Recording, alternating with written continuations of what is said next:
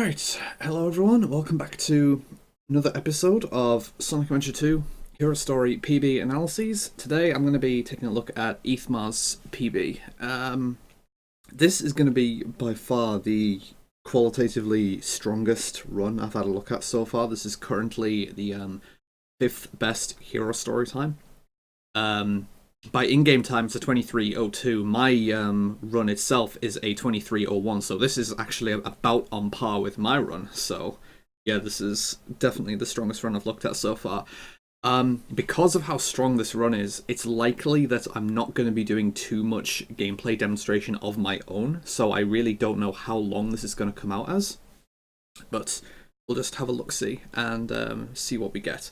So, just starting off with it, a couple of things you'll notice. This is another muted one that I'm going to be doing. Like I did Matt Merps's PB last time, muted. I'm doing the same thing with this one since there is non-game copyrighted music playing in this VOD. So there's going to be no game audio, but it shouldn't really get in the way of the analysis itself, so to speak.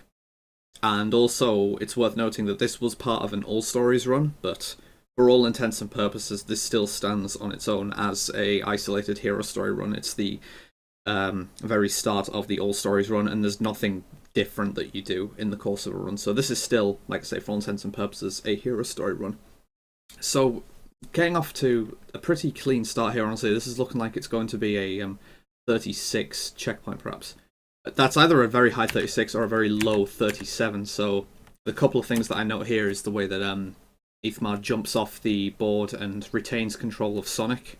At this spot here, you can see that here he can turn with Sonic. This is a relatively high-level trick. It's possible to land on the rail here actually doing this, but it is very precise. But if you can manage to land on the rail, it is like the most optimal way that you can generally play this section. Mileage kind of varies a little bit though, because being that you can land here, you can at least then homing attack onto the rail that you see there, and it does get you on with very high speed. Coming along the floor and spin dashing up the slope there rather than before you hit the slope is definitely the correct move, since then you don't cross the vertex and start decelerating. I've mentioned that a few times, and this is just going to be a standard CE skip. So Ethmar doesn't use an input cam on the screen, but I'm still going to be able to make a lot of inferences about what's going on throughout just the way that the game behaves, such as right here. Something that I did notice here is that there's no left input being used as Sonic lands. At least I don't think there's a left input here because of the way Sonic skids when he lands here. So I will quickly just bring my own game up and try to hit my own city escape. And on the right, I do have my own input cam. So yeah, you can see my game and you can see what I'm doing in my game.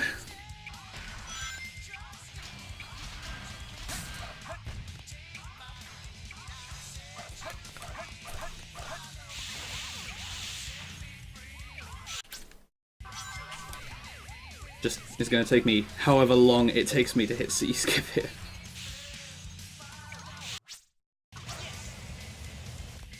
Yay, good skip.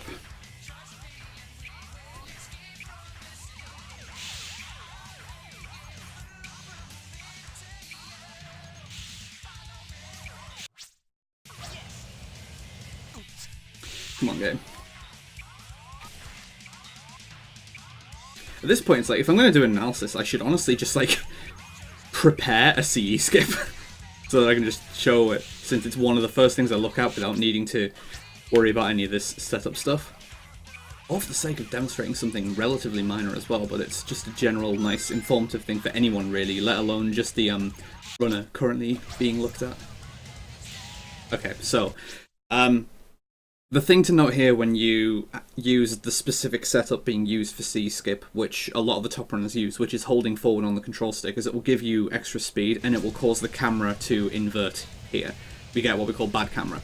And so you're always going to land in basically the same place, and there's basically two things you can do when you're landing. You can either hold left on the control stick, or you can hold right on the control stick. Right on the control stick will put you against the right wall, and I used to use that method, but I don't really like it anymore due to it giving you more distance between Sonic and the rail, so the spin dash jump or the homing attack onto the rail is more difficult because there's just, more distance to gauge. So what I prefer to do lately is just hold left on the control stick at this point, And one of two things will happen. Either Sonic stops dead where he lands, which is optimal, or he'll end up on the other side of the rail. And if he ends up on the other side of the rail, it's basically the same thing as if you held right on the control stick, except you're on the left wall instead of the right wall.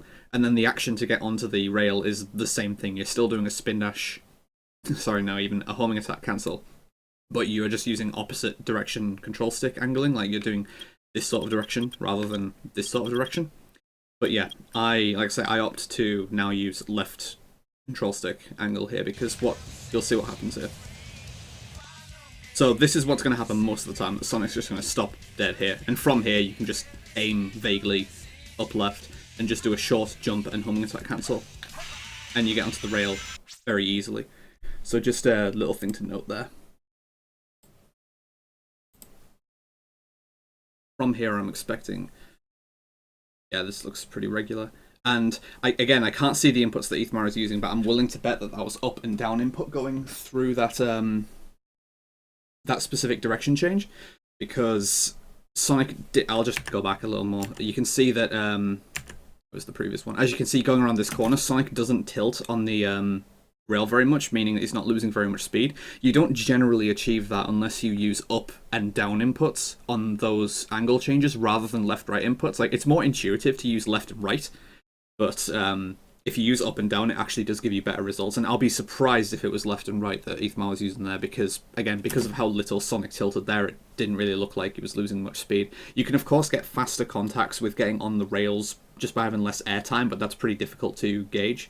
And he gets the stick on the first hill here from being on the very left side, which is very nice. That saves like a second or two. I like to say that every time you come in the air during truck section here, it tends to cost you in the region of like 2 to 3 seconds. You can mitigate it a little bit coming off each hill by flying to the side rather than still holding straight down, because if you fly to the side and drag along the invisible walls, they will drag you down, so you'll get grounded sooner. That is preferable to just continuing to hold down, because that just increases the amount of airtime you have, and it's just overall quite a bit slower than angling yourself to the side so the invisible walls drag you. So I'm looking at Bigfoot here. I mean, this is just going to be a fairly standard fight, I believe. Something relatively new that I've still yet to really stress test here is Traitor's method for getting back on the boxes, which is that every time he bounces off Bigfoot like this, at this point he just angles up left and does a homing attack into the box. And it actually has pretty consistent results for him, and whenever I've tried it, it actually works pretty well for me as well. So it seems pretty simplistic to perform, and it's probably a good alternative option for people who find that they struggle with just getting to the box in time and dealing with the collision around the box. Like, you don't aim to get a homing attack to land on the box, you just homing attack into the box, and then you can just do another short hop with no distance between you and the box. It's just a nice alternative, I think. But 21:42 here is an almost perfect Bigfoot time. If you're going for IGT optimization, you can of course take a restart at the start of Bigfoot, because it's one of the many boss fights that's subject to the 0.85 timer delay at the start of the fight. But the one thing you then have to be aware of is that Omochao will be active at the start of the fight, and if your movement route is incorrect going towards the boxes, he will actually fly into the boxes and break them, so then, yeah, you are going to have a slower fight if that happens. So it's a fraction of a second that's up for grabs, but you do need to know how to grab it, and it's not free, quote-unquote. So Wild Canyon, Alto with 6 Pillars is a good first piece. I'm not entirely sure what the pause is here. You can aim to like get this piece a little more optimally, I suppose, by basically exploiting the fact that you need less mileage from the wind tunnel than you might expect. Yes, I'll just demonstrate what I'm talking about here. Assuming that I'm just going towards Alto with 6 Pillars here, you can honestly like barely brush the wind tunnel and still get enough height. The perfect collision to get here is actually to just get no airtime at all, but that's very difficult to get. So I just try to make do with doing that.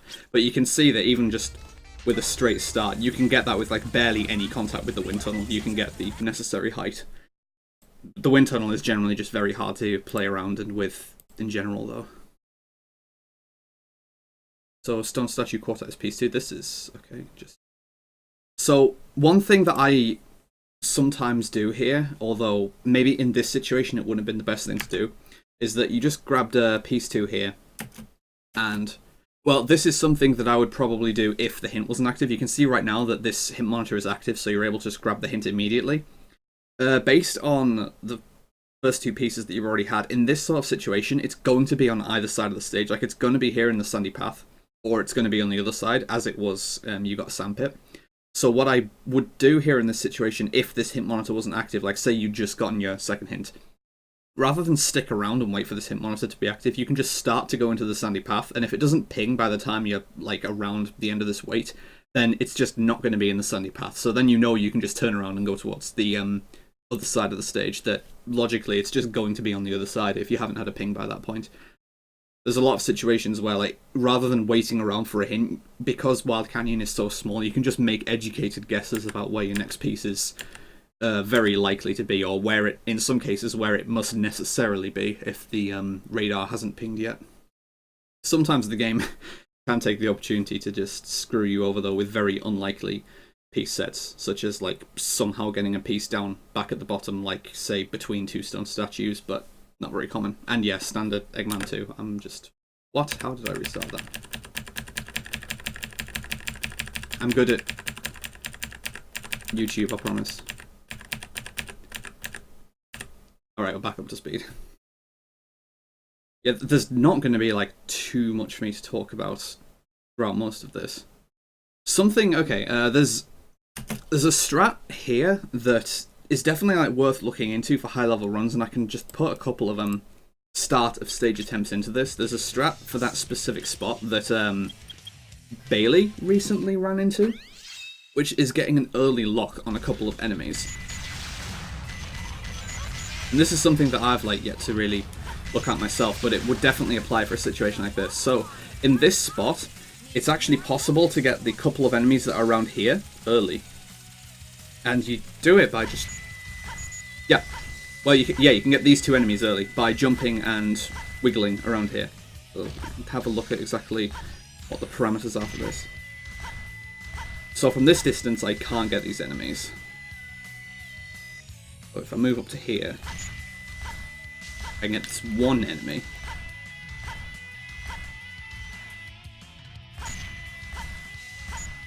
And now the other one is actually a bit tricky to get, so...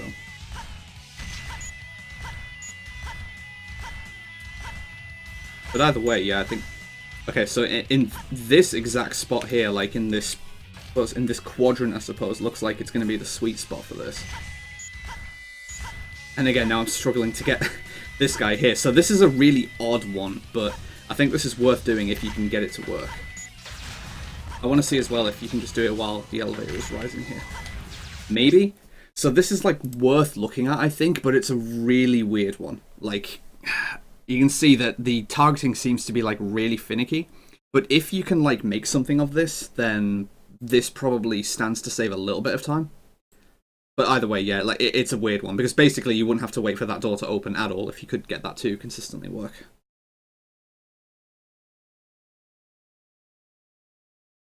Okay, this is nice. I mean, you will know, but obviously you've got a little bit of time save possible if you take these fence hops. Like, just rather than waiting for this elevator, you can jump on this fence, but it is one of the more difficult strats in the stage relative to how much time it saves and how much time it will cost you if you mess it up. But, you know, at this level, it's like if you're looking for time saves, you need to just start taking correspondingly larger risks. I prefer to at this spot, I mean, you know, if you go fast, it's no problem, but I prefer to just destroy this enemy just to make sure the shot doesn't hit you, because since you can move and shoot at the same time, it doesn't cost time to destroy this enemy, and when you destroy it, the shot that it fires here despawns automatically, so if for some reason you mess your movement up and you get hit by this shot, it's like you're going to lose the ability to do the skip.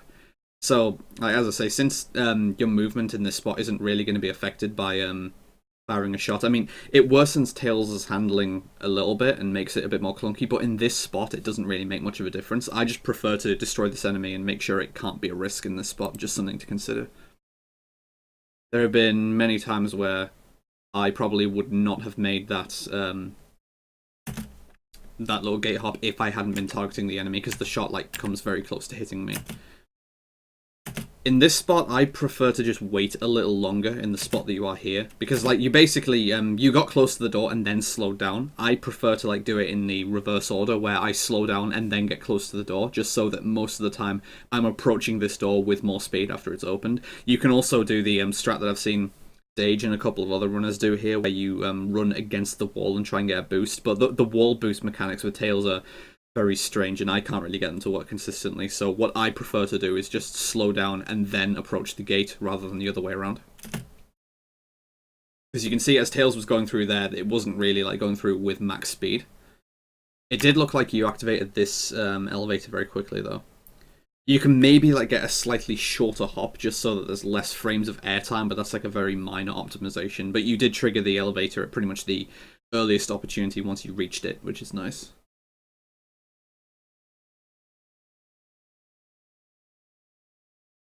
Yeah, so that's an example there that like this is rather than getting close to the gate and then stopping, you just like stop around here with a bit of distance to the gate, so that once it's open, you are already going fast when you reach it. So if you can just apply the same thing to all of the opening gates in the stage, then obviously, as I'm sure you know, it'll save a little bit of time. So these boxes are still intact, which I'm sure you'll play around. So this looks a bit odd to me, actually, the way that you just did one single full hop here. I'm not sure, again, I don't know like what your thought process was here. I don't know whether you were aware that the boxes were still there, because you also shoot here, so I don't know if this is what you always do, that you turn around and aim to shoot this box out of the way and then jump. But, you know, alternatively, what you can do is just do 2 short hops here, which is what I always do in this spot. So that you don't have to risk your shot missing and then just getting a false jump, but I don't know, just something to consider. This is about the way that I play this section, yeah, just waiting for the enemy to appear and then turning with the single jump you use to avoid it. So you missed like the one lock on here. This lock on that you get around this spot with the enemy that you missed is a really weird one. I typically find that it's easier to get this if you do a full jump, so that you're aiming from like somewhere around here. But yeah, this is a really weird early lock on to get. I'd say this is the hardest early lock to get consistently in the stage. I've actually been missing this one a lot recently, and it doesn't feel like I'm doing it any differently to how I've always done it, so it's just a really weird one. And yeah, the fact that you missed that one, it's not really due to something that you're specifically doing wrong, because sometimes like it just does that. You can get this early enemy with, like, this looks like you did like more than a short hop, but you can just get this enemy with just a short hop as long as you fire from the right place, which I believe tends to be around where this second shadow is on the ground. So you can see that when you're approaching this spot, you get like past this spot and then do this jump, which I think is higher than a short hop. But I'm fairly confident that if you just do it as you're passing that second shadow, you can honestly get away with doing a short hop and you will still get the enemy, which is slightly faster since you're using less airframes.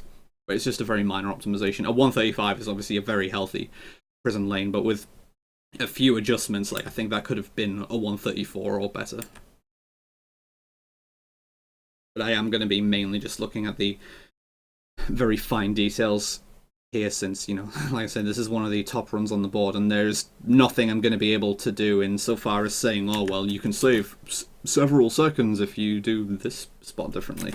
The underloop here, I mean, I'm sure if I go through this frame by frame, we'll be able to like see exactly what happens. It's probably a case if you hit the side here rather than going straight under it. Yeah, that's kind of like what it looks like happens, but underloop is very weird, and I mean, you're better at underloop than I am, so I'm sure you know exactly what went wrong here anyway. But this is why I still, at this level, I opt for not even really attempting the underloop there. It's just, I don't like it that much, personally. This is otherwise looking pretty nice, though. Like, yeah, 2094 is, even without doing the underloop and just bailing out with, like, the pussy version that I use, you can get better upgrade times than that relatively easily.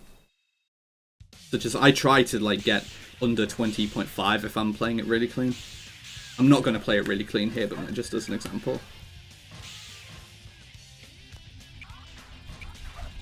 This is probably going to be like around 20.7 or 20.8 at this pace.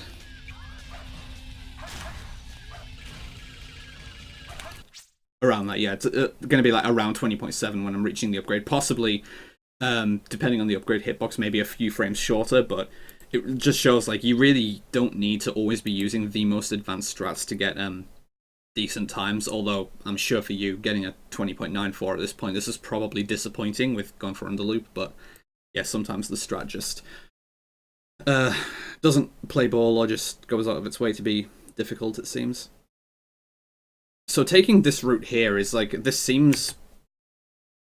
I personally think this is suboptimal. I mean, the difference between going along the left here and just going along the right and taking a straighter path, it is very slight. I'm convinced that Dark Pro in particular has said in the past that this right-hand route, by taking the right speed pad in particular, I'm convinced he said this one gives you more speed, and that it is slightly faster to take this route, but this is probably like so minor that it's down to like personal preference. I like to take the right route personally, but you're not going to be saving like heaps of time by changing up your route here. But again, just maybe it's like something to bear in mind and consider for future runs. I'm expecting that this is going to be pulley skip here. Okay, no pulley skip actually. So considering this is no pulley skip, the only thing that I would note here is that you can be releasing the pulley like earlier here, since the amount of time that you wait here, you can see that you jump, there's quite a bit of distance between Sonic and the ground, and then once you homing attack, you're basically already at the spot that you need to be before Sonic is even grounded, so you don't really get much ground speed at all. And the same thing also applies here, and I think it's kind of doubly important at this spot that you want to get grounded as soon as possible, because it naturally sets you up in a very nice spot to get the spin dash jump for this loop skip. Albeit you do get, I think, the best possible spin dash jump here from being on the first slope vertex. We'll have another look at this. Yeah, like you get... You can maybe have been like on the next vertex, I think, but you still clip through a relatively low spot on the loop. But I try to just like go off at around this spot so that I get, you know, an instant floor latch and just start running without having any of that additional airtime. It's just, you know, I believe slightly more optimal to do it like that. And as I say, it just tends to naturally line you up in a very natural spot for doing this next spin dash jump here. Oh yeah, that that slope can really punish you sometimes. I mean, I've said this a lot. I personally really disagree with doing a homing attack here.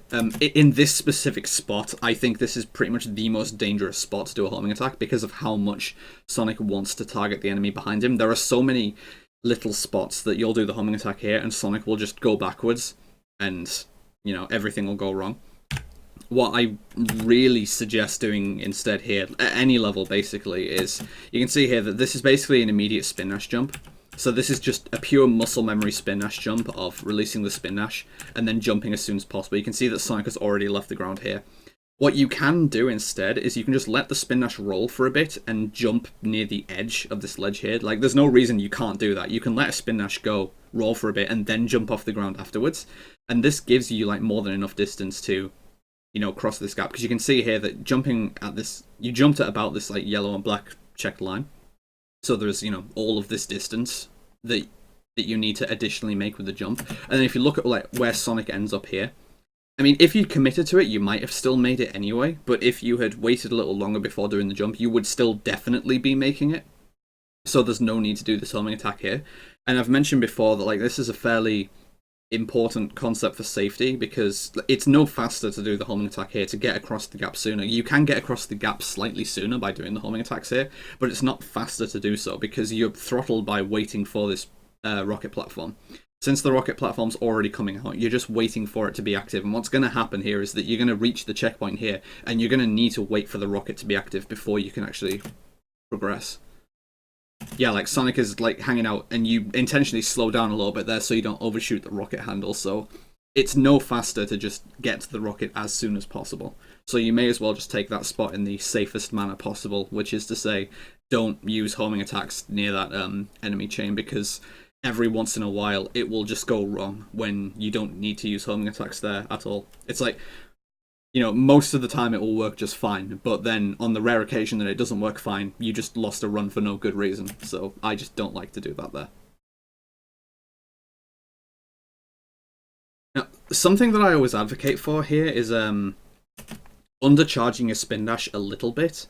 But I think what you did here is, well, no, it's not. I think you can clearly see from the fact that Sonic is in falling form here that you homing attacked here, which is an interesting approach here. I often tend to just prefer undercharging my spin dash slightly so that Sonic is going to like land somewhere around here. You can see from the trajectory that you have here that with like how much momentum Sonic has, that if you just let the if you just let him continue to fly here, he's going to like land somewhere around here, and it makes it a lot more difficult to just use the natural spin dash delay time before reaching the slope here. Like just buffering a B input here is what I mean. So instead you're like homing attack here to make sure Sonic lands sooner. This is an interesting idea. I just worry again about accidentally, say, homing attack in the spring, because I'm convinced I've seen runners do that where they've accidentally gone for the spring, which is obviously a lot slower. Like, I don't need to explain why that's a lot slower.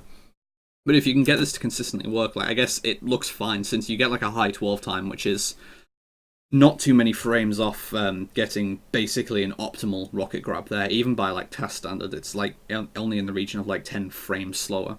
So considering that is a fairly technical spot to get right, that still worked out perfectly fine.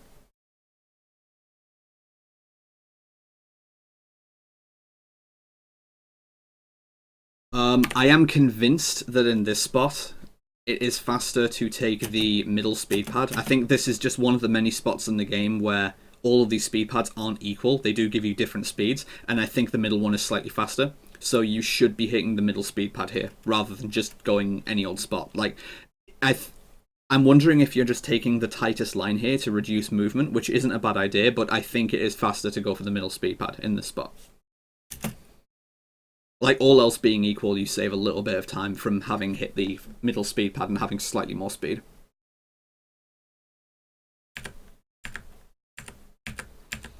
Alright, skip ahead to Baker. Baker percent. Since this is already a high level run, I'm just going to say it's well worth learning how to do the spin dash strat here, and it is relatively trivial. Like, this is honestly a very trivial strat. I can, within reason, I'm wondering how I'm going to do this because my game is going to be progressing. What I'm just going to do is I'm going to mute my Sonic Adventure 2. Yeah, because my actions are going to influence my game. But I'm basically just going to pretend that I'm playing along with your game here. So you can just pretend at this spot that my input cam refers to your inputs. Once Sonic has landed here, you just want to use up with a little bit of left. This is the direction you want to be holding, like at the point that I was at. During the intro cutscene, you can be doing that. I just wait for after Sonic has landed, like at this spot, you can start doing the inputs, because if you buffer a direction into this point when Sonic is falling, you can actually influence Sonic slightly. Like what Brian has said, Brian PSO has said that if you are using right input here, this actually sets you up for, now that Sonic has landed, you can do neutral, and once you gain control of Sonic, rather than facing directly up or whatever else, Sonic is, or in the natural direction, Sonic is facing in the exact correct direction to just do a neutral spin dash towards Shadow and hit him normally with storage. But if you want to do the fastest approach, then it is using up and left after Sonic drops. So at this point, just watching the cutscene, you'd be doing nothing. Just watching it play. And then after they land on the ground, I just do up with a little bit of left like this. And then I also, for doing my B input timing, I just tap it up with the actual in-game timer. So again, now I'm going to add just B inputs to it. And then once it reaches the 6, you just hold it, because that's when you have control of Sonic. Or, well, X. I use X for my action inputs. I can't really speak for anyone else. But this is a very simplistic setup for getting this, and this can get you 10s without too much difficulty. Just the sticking point here is that you don't want to do the action input before 6 on the clock, otherwise it just won't register the input because you don't have control of Sonic at that point. But if you just follow that strictly, you can get that relatively easily.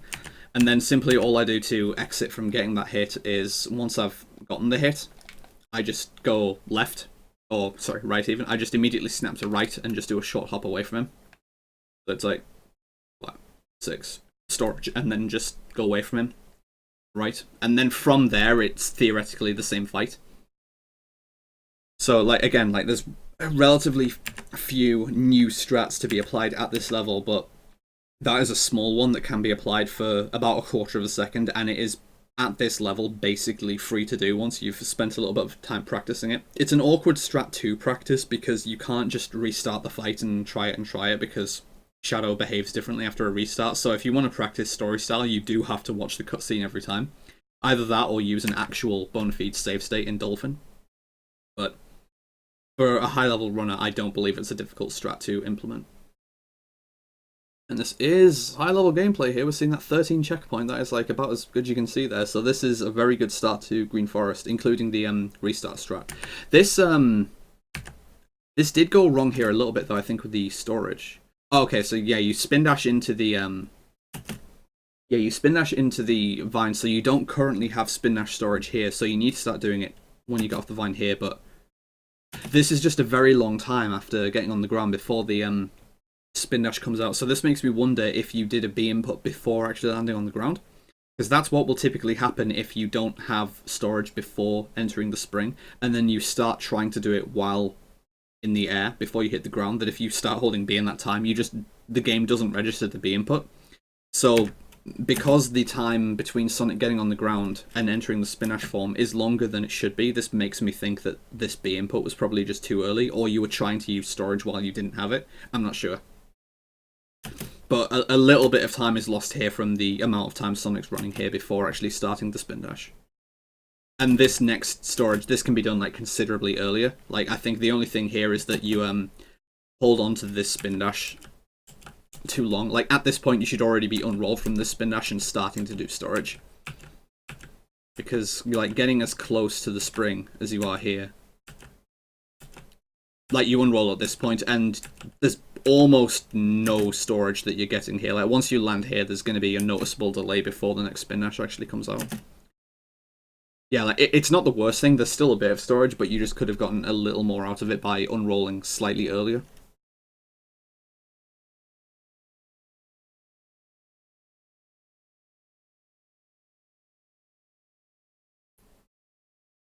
So this is going to be, I expect, the first big strat difference between our respective runs, that you're probably going to go for wall run, and I don't. Yeah, you're setting up for wall run here.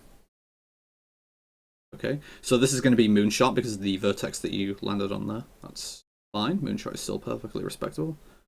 And then getting the pause extension, so yeah, just regular moonshot. So I'm not going to comment on that or like say, oh, do task run, because, you know, task run's really hard and it doesn't save that much more time. That was a very nice loop speed that you got there as well. I just want to take another look at how you entered section here.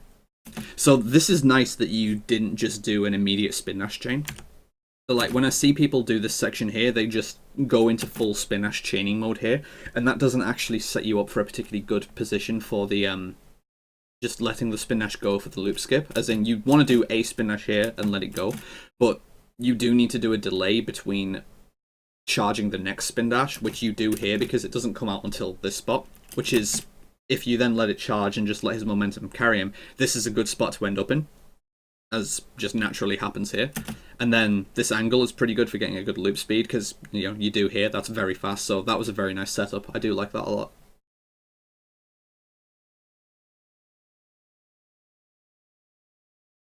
One thing that I can recommend here, though, there's a tiny optimization you can do here, where if you like land around here, just like get around here, do a short hop onto here, and if you can buffer a B input because it's a new game. Like in New Game Plus, this is borderline not possible to practice with the bounce bracelet, because, you know, you can't buffer a B input in the air because you'll just bounce.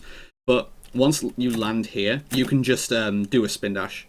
And you can either let it roll into the spring, or you can just jump and homing attack into the spring, but it winds up being, I think, a little faster than just running along here.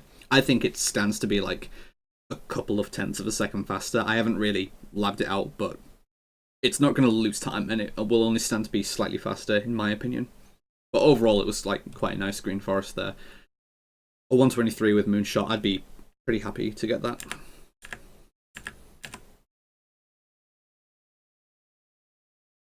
So, okay, so Ghost Train, piece 1. Yep, getting the switch is by far the best way to handle that piece. I mean, you can stand to just get like above the piece and then drill dive into it. I mean, maybe you're afraid of missing the piece, I'm not sure, but obviously if you drill dive into it from here, that's slightly faster than just falling onto it. Just something to note.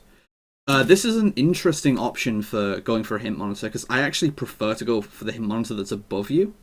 I'm not sure if this is actually preferable, or if Tommy has anything to say on this, but it's never really occurred to me that this is the preferable one to go for. I think partly the reason I say that is because if you need to then go over to Pumpkin Mountain, you have access to the hint monitor that's above you. Oh, you just messed up the glide break, I see, yeah. So just, well, for other people's benefit anyway, I can show exactly what I'm talking about. That. So, just assume we're in the same situation that Ethmar was in, so I'm just going to go for my first piece. Well, I can go for this one here, so going for turns but doesn't turn.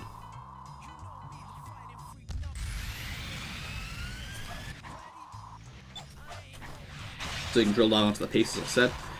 So, I just like to do something like that. I mean, you don't necessarily need to glide break here, but what I'm specifically referring to is that if you go for this hint monitor, and then, like, if you need to go to Church Mountain, it's almost equal with getting the lower hint monitor, because you're going to need to basically take the same route, either go to the bottom of Church Mountain as normal, or you'll need to take the rocket at the bottom of Church Mountain. But if I now need to go to Pumpkin Mountain, then I have this rocket that I can use here, so I can reach a rocket sooner, and since this rocket isn't as low down, you also spend less time on it, so it's just overall quite a bit faster than going all the way to the rocket that's over here, and needing to spend more time on the rocket, which is why I prefer to go for this higher hint from Ghost Train Mountain, rather than going out of your way to go to the bottom one, personally. Which is exactly what happens here, that you get pumpkins who don't get along. So then, like I say, there's this bottom rocket, and in the position you were in, it's obviously the fastest way to get to Pumpkin Mountain, but it would have been faster to take the middle hint. And then, these are really nice pieces as well. So this, I can actually just use this as an example, I suppose. So this ended up being a 3582, so I want to just compare this with my own gameplay and see basically the time I would have gotten just with that route change. So let's just assume we're going for the platform or the upgrade.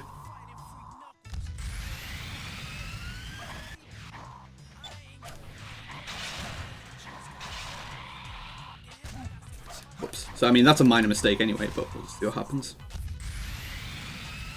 Because from here as well, your route's also going to be a little different towards this piece, and you get a nice ground boost here. So, and it's a little more intuitive to go for that piece. So then I'd see that I got suffering from a stuffed nose,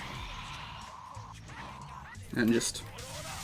So that would be like a 32 compared to getting a 35. So like that route difference there. And again, that was with a movement mistake on my part going towards the second hint. So that probably should have been a 31. So that's like a 4-second difference just from the one mistake made going towards the second hint where it changes the route and it ends up costing around about 4 seconds. So that's quite considerable when you think about it. Right.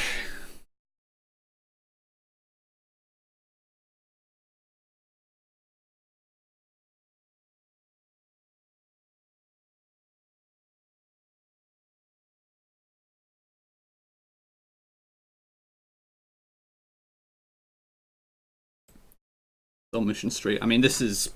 I'm fully expecting to just see a regular 0 cycle here. I will be able to see what the timer is at the upgrade, though. So this is a movement route that I personally don't opt for, but we'll just see what this comes out as for timer. That looks a little awkward, and this is going to be left side, which is faster than right side. Oh, but then getting hit by the jets. Yeah, this is typically why I don't like going for the left side here. And I personally just still opt to go for the right side here because typically I prefer to get a like low 22 time. You can get like 21s if your route and movement are super optimal. But I'll just bring up a comparison point here.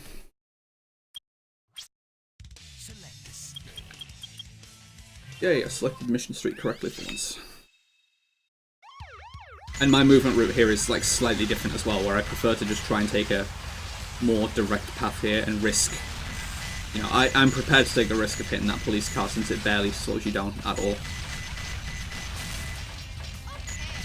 So rather than staying on the left here, I opt to go along the right, just to make sure I don't get hit by the jet and its bombs. And, well, I got trapped there. But even with getting trapped there, I'm still, because I didn't get hit by the jet, a 23 is, again, like, in the region of being, like, a second faster than what was just shown on stream, so...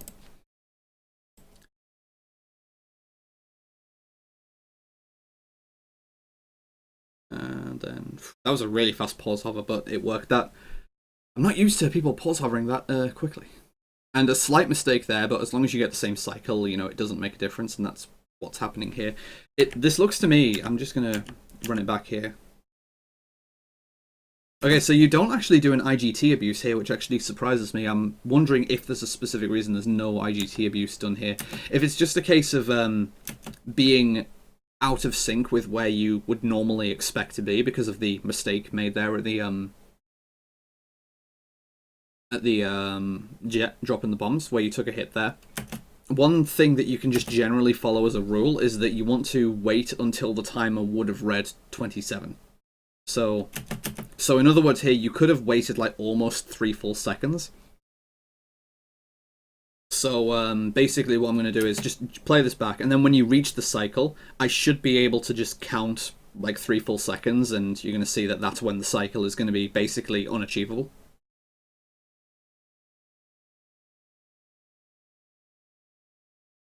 So 1, 2, and at this point, like I say, I bang on where it's going to be 3 seconds. This is the point where this is getting about too high to reach with a hover jump. So you can generally follow that rule, and if you want to then be a bit conservative, you can then just go at what would basically be 26.5 or something. Like, if you can do the mental counting, there's no reason that you can't still go for a slight IGT abuse, even if you're not on your regular pace. As long as you're referring to the in-game timer and you know where you need to count up to, you can still get a little bit of mileage out of the IGT abuse. Just bear in mind that, like I say, exiting the upgrade screen is meant to be at what would be 27 on the in-game timer. So, you know, if you enter it at 25 flat, you wait for 2 seconds. If you enter it at 24, you wait for 3 seconds, etc., etc. And if you need to be a little conservative with it to make sure you meet the cycle, then just go slightly earlier. Something that I do note here is this is something that I'm actually going to demonstrate on my feed as well. I'll just make sure I get up to this point. I'm going to get the hover jump as well. Watch me. I'm mega good at this game. Me.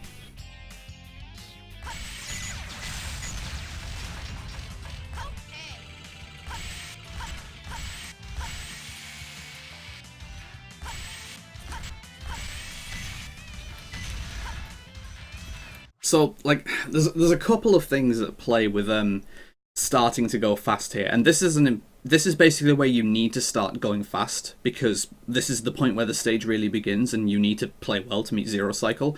There's no reason from this point onwards to not pull together all the optimizations you can, because, you know, if you play optimally for 90% of the stage from here on out, you can basically afford one major mistake, like come into a complete standstill, and you can still make zero cycle. So there's a couple of ways that you can just pull together a little bit of extra time here. Typically, the timing for when you can go here, I judge it based on where the edge of the platform is against these girders here. Like, at this point, where the edge of the platform lines up with, like, the bottom of this girder, I don't jump. Like, that's not when I do my hover jump, but that's when I start moving to do my hover jump. And by that, I mean, say I just start from down here. So I typically, like, get on the edge of the platform, so Tails is doing this finicky stuff. You don't need to, like, push it this close, though. You can just go slightly more onto the platform so that he's, like, just on it. You can see, though, point is that I'm still on the edge of the platform. And so at this point, once the edge of the platform meets this spot, I start moving forward, and then once I have a bit of momentum, that's when I do my hover jump. And the result of this is that if I compare to your game feed here, like, once you do the hover jump here, you can see you're starting more in the center, and you are starting to move after this point. The result of this is that once you do this hover jump, Tails gets this air time here. And as I'm sure you know, any time that Tails spends in the air rather than on the ground, you are going slightly slower than you could be. So there's a little bit of wasted time between here and there. And again, this is relatively free to make sure this doesn't happen. So I'm just going to let the cycle progress. And I'll start from just the next cycle, and hopefully I'm going to get on here with no extra airtime. You can see there where just Tails immediately latches onto the ground, so there's no wasted movement there. And it's relatively simple to make sure that happens consistently. And again, since the objective here is just to play as optimally as possible so that Zero Cycle is as lenient as you can make it, there's no real reason to not do that. And, you know, you'll gain a couple of extra tenths of a second from that maybe, and that's a couple of tenths of a second you can afford to lose elsewhere.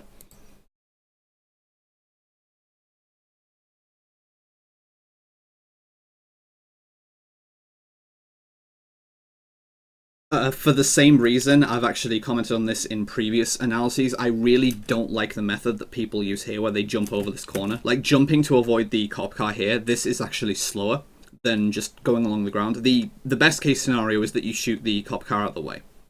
But even if you don't, even if you run into it, it actually basically doesn't slow you down. If it loses time, it loses a few frames at most. Because if you just run into the car, I'll just demonstrate here. So I'm not going to shoot out of the way, I'm just going to run into it here. You can see that Tails just basically doesn't get slowed down there. So running through the car is actually going to wind up being a little faster than jumping, because the airtime will actually slow you down more than the collision. The best case scenario, of course, is just to shoot the car out of the way. Like with that. And then you can just still continue on in the same way. But yeah, again, I believe firmly that it's actually slower to do the jump around the corner like that rather than just run through the car, because I'm just following the rule again. More airtime equals you are going to be losing a little bit of time. And again, since you want to be meeting Zero Cycle and making it as easy as possible, since it's just free to make that adjustment and just go through the car, I firmly believe that's a better way to take this section than jumping over the corner here. I see a lot of runners do this, and I don't believe this is better.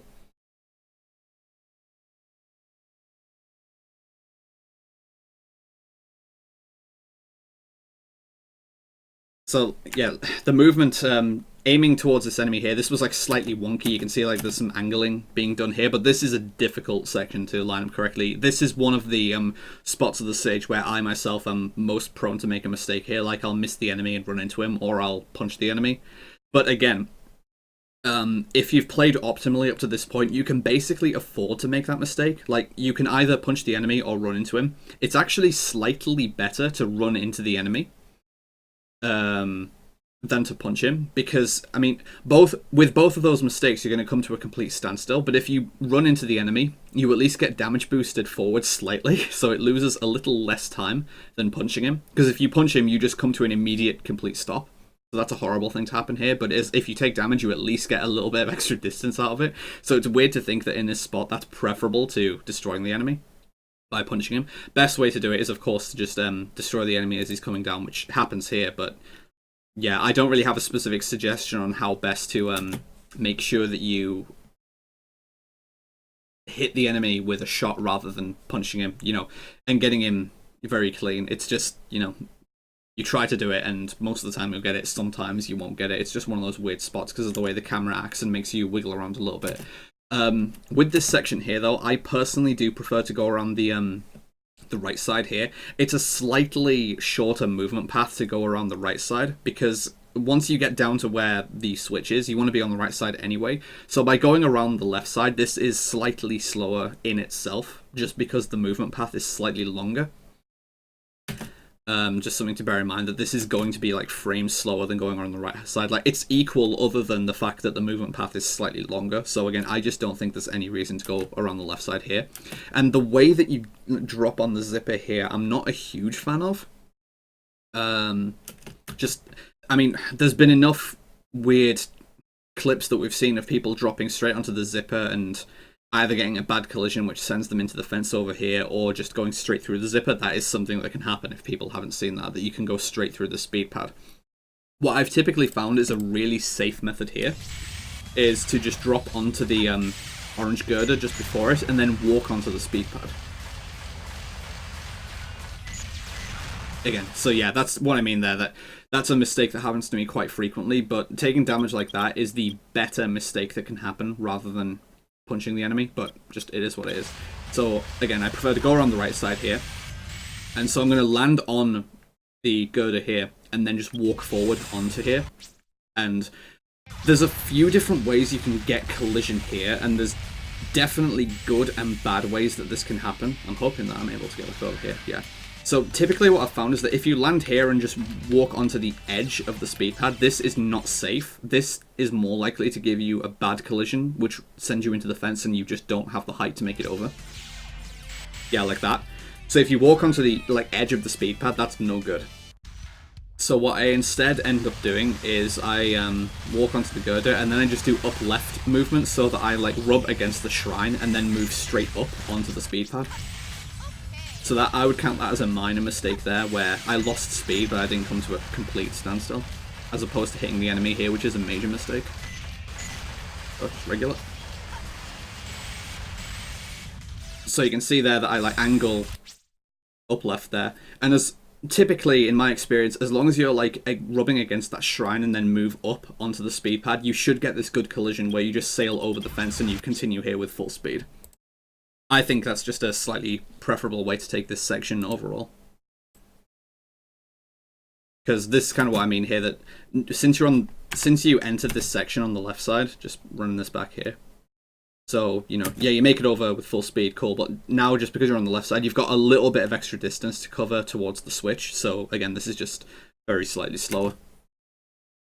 And again, the whole point of this section is to meet 0 cycles, so if you can save frames on an adjustment, it's something that you probably should be doing, just so that the cycle is a little easier to meet. Good method for getting on the switch, and this looks like the good method for getting off as well. You can, I think, go slightly earlier here, because typically what I talk about here is the best way to use a setup for when you should exit the wait is to wait until the little camera quirk happens here. So the way the camera then stops and pans out a little bit, that's when I start walking. So you wait a little bit longer here, and the result of this is that you don't reach the very end of the wait here before jumping. So you could be jumping slightly later, which means you'll also have a little more speed. And you do have a little bit of spare height here before. You could have had a slightly worse hover jump and still made it, and that was with having a little less speed than you would have with a full run-up. So I think just waiting until you are... Well, waiting until you're just going a little earlier than normal will still get the same result here, such as like this. So as soon as I see that, I just go, jump off the edge. And you can see that I actually make that with a lot of spare height, and I don't even pause buffer that hover jump. So that hover jump is actually quite a bit more lenient than a lot of people chalk it up to be, as long as you just are very disciplined about how you do it, and as long as you do it the same way every time, it will give you, the same results every time. And that, I think, that specific hover jump is probably the main reason why a lot of people are missing 0 cycle, because people tend to take that one in a very inefficient manner, and they lose upwards of a full second just doing that jump. It's baffling to me how many people lose a lot of time on that jump, but that's definitely one of the better ones that I've seen, that from the way that you did that, you're not going to miss any 0 cycles because of the way you exited the wait there, and that was still, on the whole, a very comfortable 0 cycle. So I also think it's just generally better to not shoot around that enemy, because, yeah, then the plane doesn't come, risk dropping bombs on you.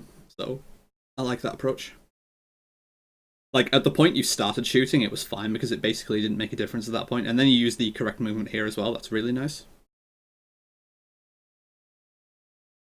Yeah, this is just a textbook ending. I don't really have anything to say about this ending, because this is everything I would want out of a Mission Street ending. Yeah, pretty much... Again, aside from the tiny optimizations you can be doing to make sure that you are getting some extra tenths of a second to put into 0 cycle, the only thing that was really quote-unquote wrong with that Mission Street, to my eyes at least, was just the awkward start and, hitting the jet and then not getting an IGT abuse out of it. On this stage, you could have still gotten a 203 probably. It's either a high 203 or a low 204 with an IGT abuse.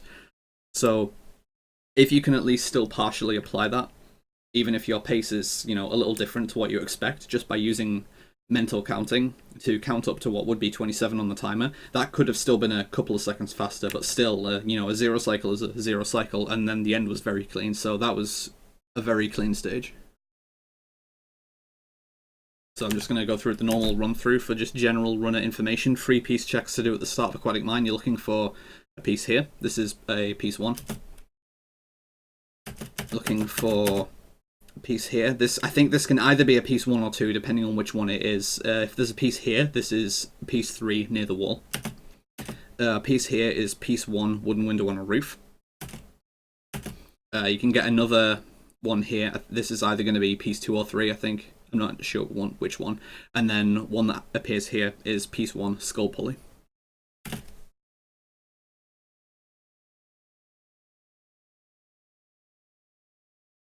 So this is a nice start.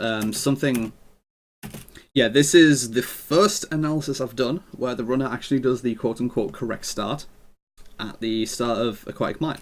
And by that I mean that Aquatic Mine is not the same during a story run as it is during practice. Like when you practice in stage select, you don't have control of Knuckles as soon as the stage begins.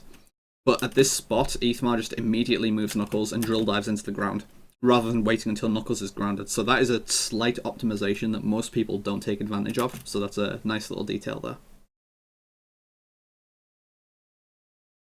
So this is a very nice free-piece check here. This is really instructive.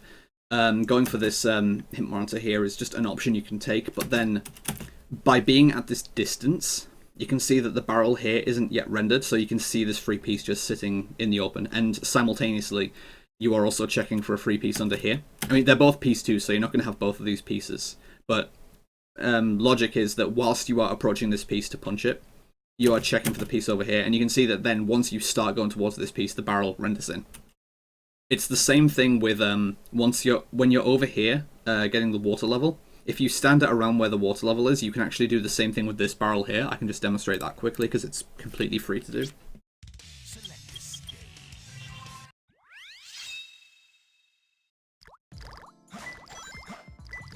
So let's just say I'm doing like the same thing that Ethmar was doing there. Just get the piece, blah blah, do it around. So I can do this free piece check here. So let's assume I didn't have either of these free pieces. My route is then to go around this way, and to also check for this free piece that's around here. And even if I didn't have Guardian of the Switch, I would still be checking in case it's piece 2 or 3. Get the water level, rotate the camera, just make sure it's not getting trapped behind the sign there, or whatever. And you can see that currently where I'm standing here, I'm not close enough for this barrel to be rendered. So if there was a piece here, you'd just be able to see it hanging out. And then once you get close enough, then the barrel renders in. So there's a bunch of free piece checks you can do at the start of Aquatic Mine, and performing the start of Aquatic Mine correctly is going to save you a lot of time on average because of just the number of extra free pieces you're going to detect using all the proper free piece checks. But this was a really instructive way to just get that broken minecart piece. And then in an oven here, yeah. So the thing about in an oven in particular is you do need to be conscious of how the stage is starting. And by that I mean, once the stage loads in, the radar is pinging green. This is important because piece 1 in an oven is an ambiguous piece. It's not always in the same place. In an oven can actually be in 3 different spots, and you can partially determine where it is based on what the radar is doing. Because the radar here is pinging green, it's going to be in 2 of the 3 spots that it can be. It can either be like down in this corner, like just I'm aiming my mouse to indicate that I'm going down towards the bottom corner of the stage. There's a oven down here. There's an oven down here on the middle level. And there's also an oven like in this bottom corner, like around here. The one that's on the far wall like this is the one you will have if the radar isn't currently pinging. So if you're in this spot and the radar is not pinging, and then you check your first hint and it's in an oven, it will always be this one that's down in the far corner. So that's just something to bear in mind. So conversely, because the radar is currently pinging, it's not going to be down here. It's one of either this one or the one that's down in this corner. And that's exactly what Ethmar does then when he gets out of the top room here. So he checks, you notice he's got in an oven, gets the free piece here. Then gets water level 3, that's the whole point coming up here. And then he doesn't bother checking the one that's down in this corner here. He just goes for this one, it's the closest one, and this is the one that it is. So then if it wasn't, you can then just turn around and go to the bottom floor, and it's very easy to check the other one. So based on the first 2 pieces, this is probably going to be something like stair-shaped brick room, or a path that's in the narrow path, maybe dented ceiling, maybe path to the abyss. That's what I'm assuming, because the radar isn't currently pinging, so it's nothing that's in the ghost room, and it's probably well, I can say fairly safely that it's not going to be in the top room because that's where piece 2 was. So maybe something like stair-shaped brick room, underwater brick room, or something in the narrow path. And it's dented ceiling. So this is a really awkward piece to get. Because of the radar range, I can already tell this is the quote-unquote better one, which is nice. Like, yeah, the radar's yellow here, so you can just go along here, and you can just do a jump and glide to grab it like that. It is possible to get the other one with the same jump and glide strap, but it is incredibly precise. It's difficult for me to like do an objective demonstration of this if the piece isn't already here. So, obviously, piece isn't here. I'm going to restart just in the hopes that I'm going to get it in the correct spot, and if it doesn't, then I'm just going to show what the general method is. So, hey, I got the 3 piece, nice. Check that just in case. Man, nope. Messing up my movement there as well. So anyway, the spot that you want to be to do this piece grab is approximately. It's not really any good for me to say you need to be approximately here because this is actually very, very precise. If you get the piece that's hanging around here, though, you can test this. I believe that I'm currently in the correct spot. And notice the spot that Knuckles is currently in, that, like, I'm not directly in the middle aligned with the skull here. I'm basically a little to the left with... You can kind of see on the wall, on the texture, there's, like, a seam going up here. It's like it's connected in the middle with 2 different texture panels. So Knuckles is kind of off to the left. I'm maybe slightly too far left here, I can't really tell. But you basically want to be lined up like this. And there needs to be a bit of distance between the bottom of Knuckles' shoe and the top of the skull here. I can maybe stand to be slightly higher. But this is honestly very precise. And what you then do from this spot is you hold down and jump at the same time. And you want to just hold the jump input. You don't glide here, you just hold down and hold the jump button. So you just hold down and A. And if you're in the exact correct spot here, then you can clip the bottom of the piece and grab it without needing the water level to be here. But this is a very difficult strat to pull off. But if you can do it, it's well worth doing this because it's considerably faster than either clipping out for the piece or grabbing the water level and grabbing it naturally. Just, yeah, you will have to practice that. Like, just knowing what it looks like, you are very unlikely to get that on first attempt, just trying it out of the blue. It's well worth doing aquatic mine practice, getting that piece, and then practicing doing that method, because, yeah, again, it's difficult to do that, but it will stand to save you a considerable amount of time if you can do that on command.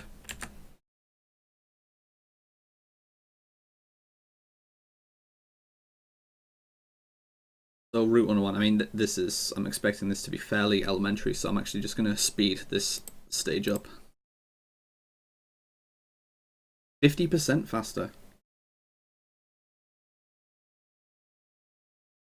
So, this is clearly not the first play of the session, because of the car being where it is.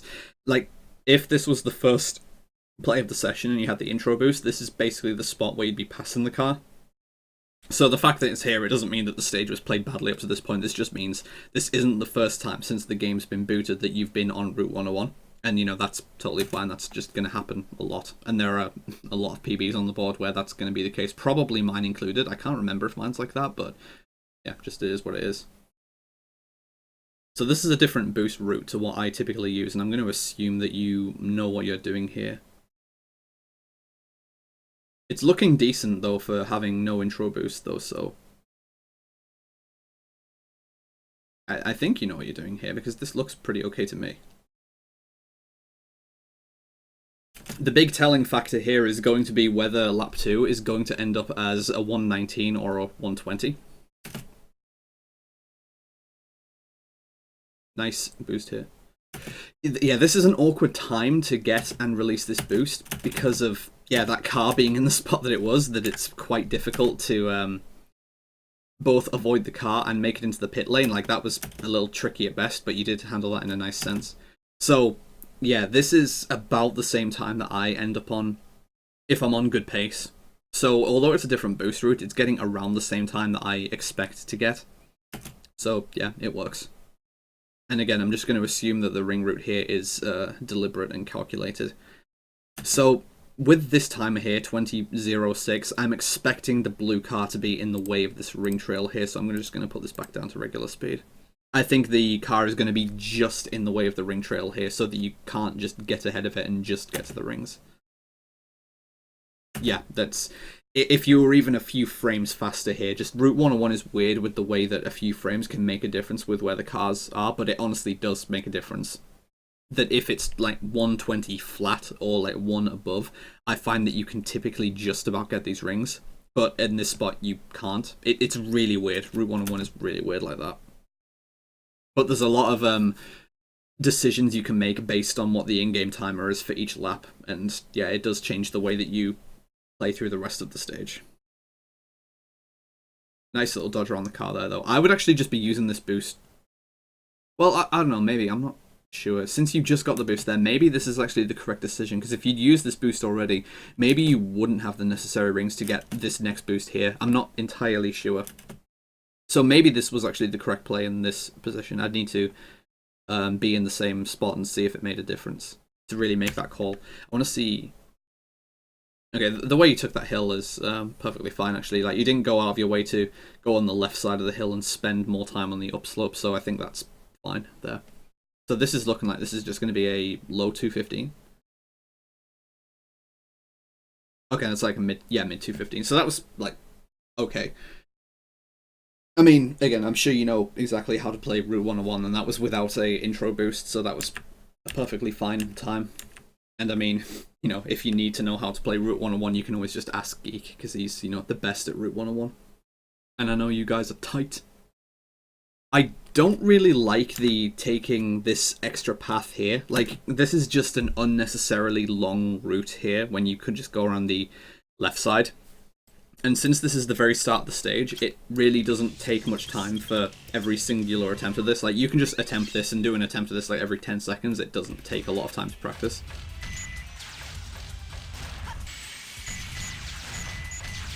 Like, you know, I didn't get all the dynamite packs there, but if you can do this sort of thing like every time, it's going to be not like substantially faster, and I mean, obviously don't hit the rate there either, but it's going to be a little bit faster than just going around the right side. Man, I'm really bad at this today, but you can see exactly what I'm going for.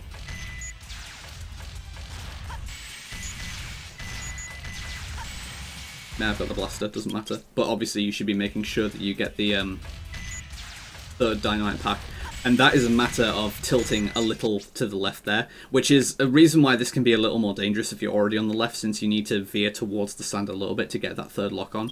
And the other thing to note, of course, is that especially, I suppose, if you are going around the right side here, that if you hang around before doing these lock-ons, when you're in this sort of spot, you simply can't get the third lock-on, because of just the positioning required. Like, the lock-ons in this game are really weird, and they don't care about your line of sight to an object, they only care about your position relative to the object.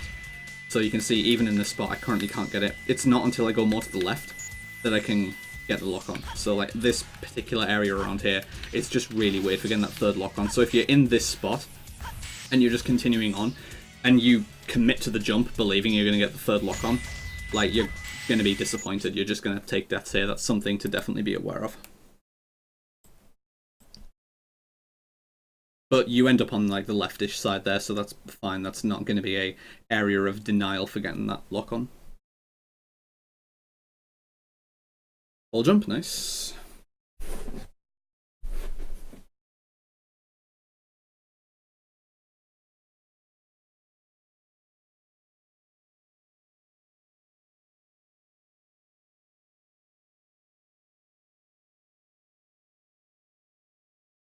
So this is something that, like, I see a lot of runners doing, and this is like a little bit of a weird quirk that happens a lot in Hidden Base, that people inadvertently use a pretty inefficient route here, and by that what I mean is you've already like veered quite close to this wall, and now you're needing to adjust very aggressively to the left to make it here. So rather than taking a direct path like this, you ended up like coming down this way and then needing to adjust back this way.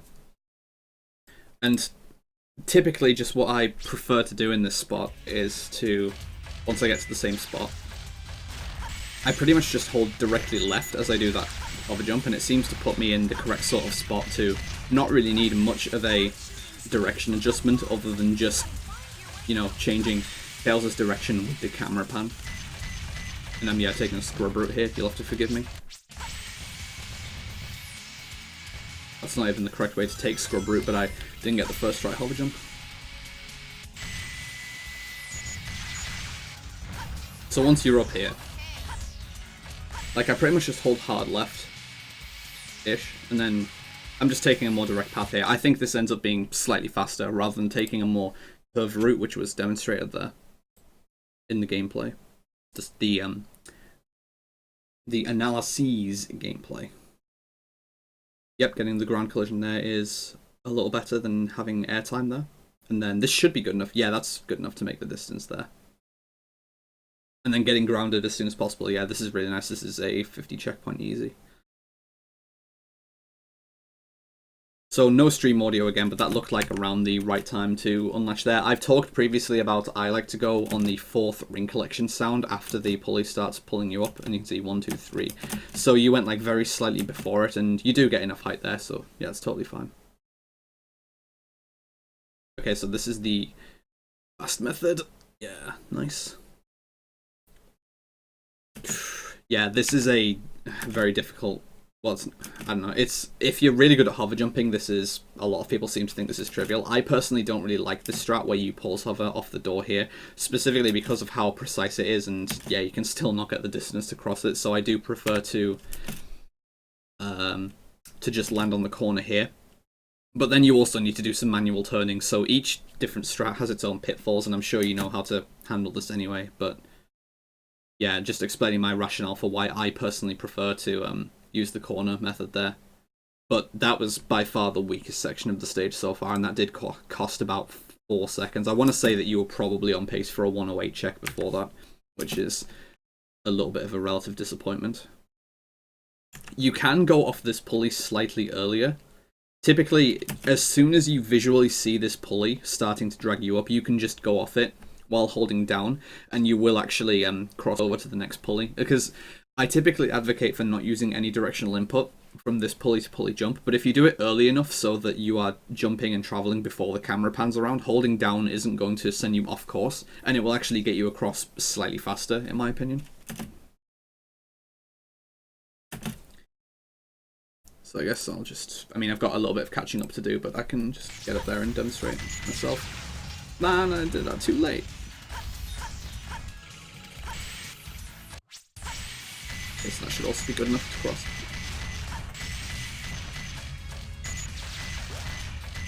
So again, what I meant about going on the 4th ring sound and getting over there quite easy. Man, I hit the door and slowed down. Shame. And I do the scrub strat here, followed by the next scrub strat here, which I mentioned going off the corner here. All these bad strats, but I got it first try, so it's overall a bit faster. So specifically what I mean here is you'll see I'm going to basically go as soon as I see that the pulley is taking me up while holding down. And you still just make it over to that next pulley just fine. So you can get over there slightly earlier and then just keep progressing as normal. It's going to like save a little bit of time and change.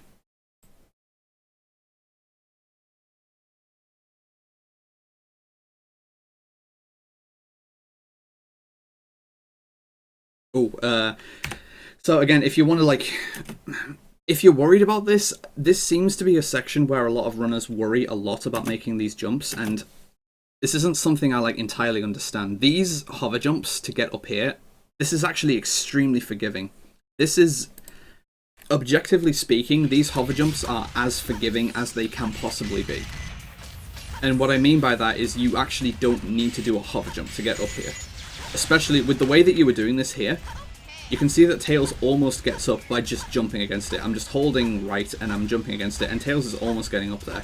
Basically, if at any point in the jump you do a hover input, you will make it up here. Like, I do a hover at the peak of my jump, and Tails makes it up. So then it stands to reason as well that basically any hover jump will also get you up here. So as long as you just don't miss the hover input here, you can just do like any hover jump here and it will work. So this is a lot more forgiving at this spot than it seems to take the optimal route with just not taking a, you know, a hard corner here by turning hard right and then turning up again here. You really should just not be too afraid of this and just, you know, go all in. just take the more direct path there. It's a lot more forgiving than it seems, because again, just all I need to say about this is that counts as a good enough hover jump to make it up there. You can wait until the peak of your jump and then hover, as long as you're going directly against the wall. For taking the more direct path here, you will still want to get a good hover jump, and that's why I don't really pause hover in areas where I don't need, because all I'm risking is messing up the pause inputs, and then that will cause me to die. But because this already isn't a particularly demanding spot for the hover jump quality that you need, basically just get a hover jump and you'll make it up there without too much trouble. It's the same thing here, basically, that you can see Tails is again already trying to make it up, so with almost any hover jump you will still make it up here. I'm kind of dragging against the wall a little bit too much there. If you approach with a little bit of distance, then it is considerably easier, because you're not dragging against the wall and having your upwards momentum be stunted. But this is not a particularly demanding hover jump to need to get. If you are, again, using the quote-unquote optimal approach, so that you are doing it from the front side, rather than from the right side here, you will need to make sure that you do get on top, because if you don't make it on top, then you're just going in the sun like that. But again, those specific hover jumps are not particularly demanding, so as long as you have practiced that a lot, I just take that the quote-unquote riskiest way every time, and it barely ever happens to me. Ironically, that did happen to me in my current PB, which is why I have a 2301 and not a 2240, but we don't talk about that. Alright, what did I miss here? Okay, so something that I did miss here is that you really should be aiming at this spot to get clipped back in as soon as possible here. You're going to need to do, again, a little bit of catch-up here.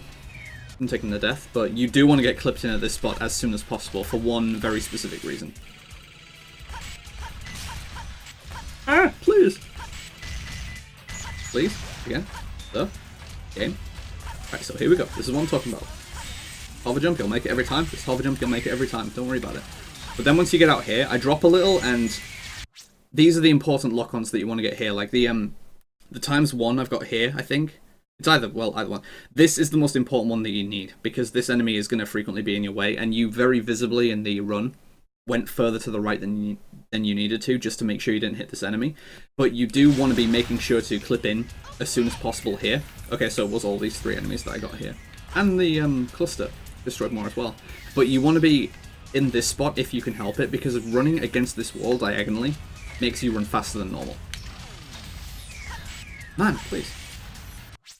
So, we'll just take a couple of examples. Like, if I just run along here, you know, you got Tails' running speed, whatever. But then if I run into the wall, I think, personally, it's visible that you do get a speed boost. Like, I don't know, that looks faster to me. And I believe that it has been confirmed by people who actually look at the speed units and stuff that you do go faster like this. So the earlier you can get back in here, the faster it's actually going to be, because, you know, number one, you're getting grounded sooner. Again, ground speed is faster than air speed, but then you can get an even higher than normal ground speed going along here, if you can help it.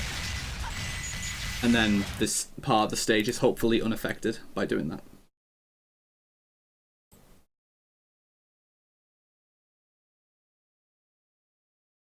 So getting the 3 lock-ons there is nice, because, yeah, then you can get the 3 early there. Same thing that I mentioned with the pulley-to-pulley jump slightly earlier in the stage, that as soon as you see this pulley pulling you up, you can just go as soon as possible and it will work. So you can probably just save, again, some tenths of a second by going as soon as possible here. By that I mean, you can see that you can still make it up fairly easily there. Just as soon as you see it start to pull you up, there's no need to do like this and wait until you're higher up. Just as soon as you're going up, just go. You can, I don't know, maybe you can get away with it even at the bottom. Not quite. But basically any delay and you will make it up there. Can I get these enemies out of the way? Thank you. Can you pause hover and still make this work? Kind of. You can actually, you can kind of do that. Yeah, not quite to that extent. But you can see what I'm going for. You need very little delay before you can actually make it up there. It's quite an interesting section.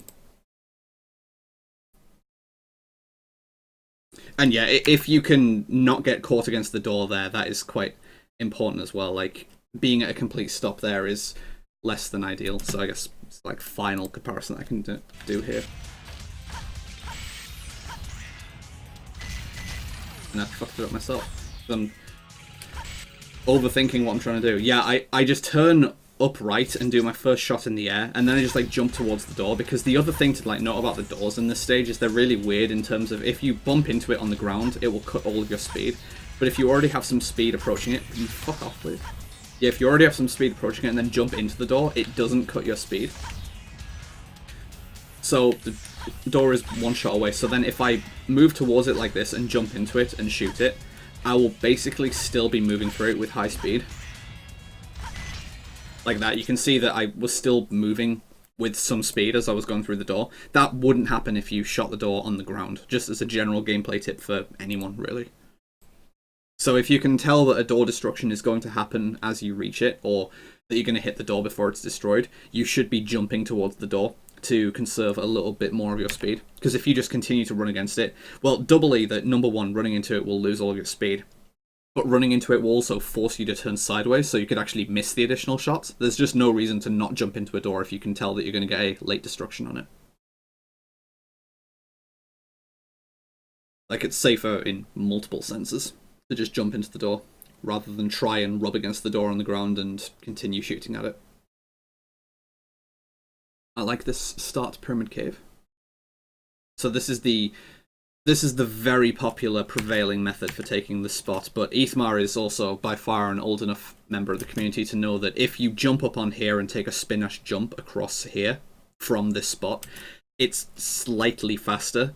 Objectively, it is slightly faster to do it like that, but it's also a good deal more difficult. So this is, again, if you're looking for the hype or optimizations, that's the sort of thing you'll need to go for, but yeah, it's much easier to get that wrong than it is to get it right. And I'd be happy with like a 30 checkpoint at this spot. I've been told as well that this isn't something that I personally do, but when you reach the checkpoint here, again, because we're going by IGT, I've been told that it's better to just storage into the upgrade here, and then to let the camera rotate fully until it's facing where you need to be, and then just you should get an immediate spin dash as soon as you exit it. That's just something that I've been reminded of, which technically, because we're going under IGT, that is slightly faster.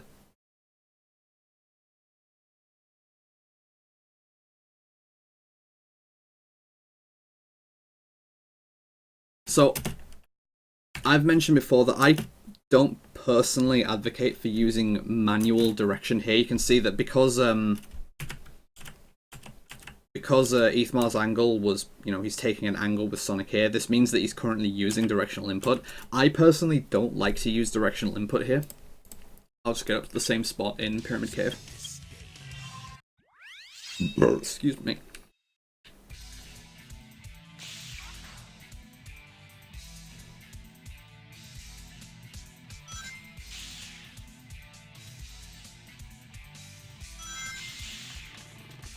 I'm so bad at this spot.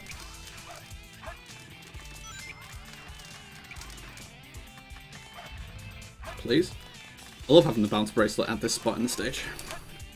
Oh yeah, and if you land on the right side here, then since you have the same amount of airtime, it's slightly faster to land on the right here if you can help it, because just, again, going straight up here is a slightly shorter path than going all the way across here. So, yeah, just another slight optimization you can be aiming for.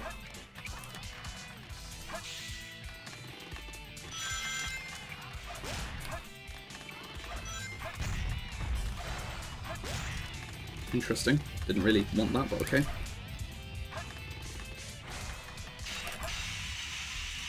So you're going to notice here that when I get off this rail, I'm continuing to hold my action button, and you can see that I'm not using any directional input. I'm not even using any camera here either. And Sonic will just run up here, and your spin dash is always going to come out in the same spot, like around here. From there, you can just angle it upright, and then you can just let it go. You can see I've let go of the action button. And the way that Sonic typically interacts with walls in this game is always like a little weird. It basically depends on whether you're using directional input. Because here I'm not using any directional input, once I hit the wall, I just travel parallel to it and keeping my full speed. Whereas if I do the same thing again and run into it and I continue to use directional input, I just come to a complete standstill. And this is why I say I don't personally like using directional input here, because if you angle yourself down here and just try to go along the wall, or near the wall, if you accidentally go too far and go into it, you're just going to slow completely down. Whereas it, for obvious reasons, is very trivial to just let a neutral spin dash go along the wall there. I think it's just much more preferable. Like, you will get a little more speed by angling yourself down here, so it's objectively slightly faster to angle yourself down here if you can do it, but it's just overwhelmingly safer to just let it roll down there, in my opinion.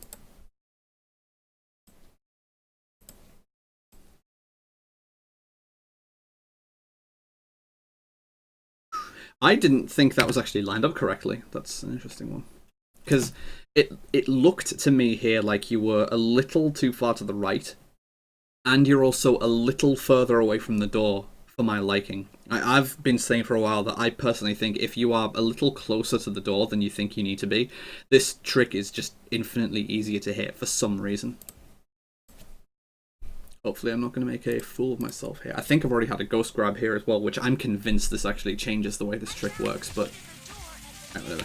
You can basically, as long as you're like closer to the door, you can basically be in vaguely the correct spot, and it seems to like work a lot more reliably than you'd think. Like this, if you compare it to what we used to say about always aligning Sonic's feet up with the spot that these three floor markings intersect on, you would basically need to be, you know, around here.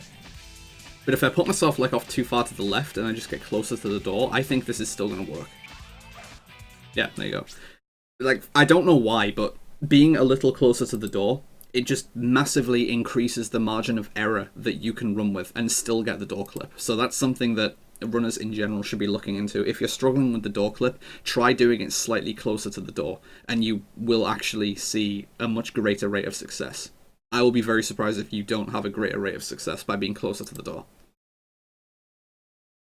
So that was well gauged, but I would suggest just being a little closer than you think you need to be, because you'll just get less instances where you're on promising runs and then you just don't get the door skip for whatever reason, because the game just decides that you didn't get it this time. That's going to happen less frequently if you start a bit closer to the door.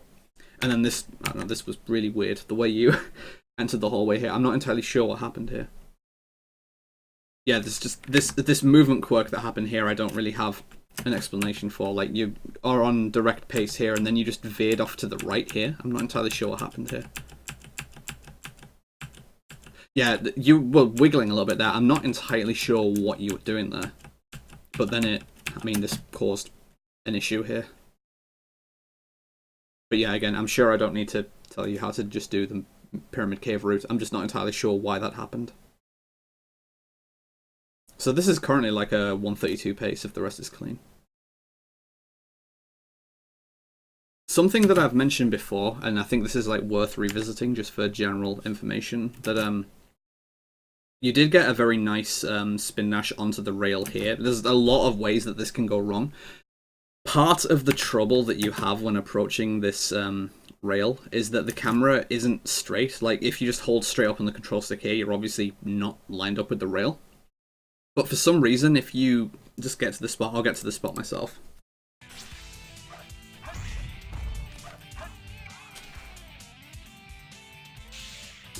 I hate that ever so much. I'm awful at this hallway, by the way. Don't take tips from me on how to do this hallway, because I can't do it.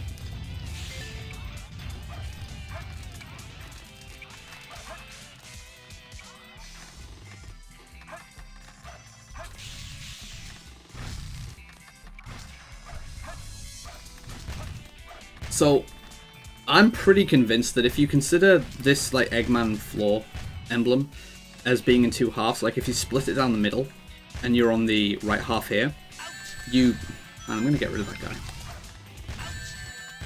Or he's going to get rid of me. Right, so getting back here, setting the camera up like this.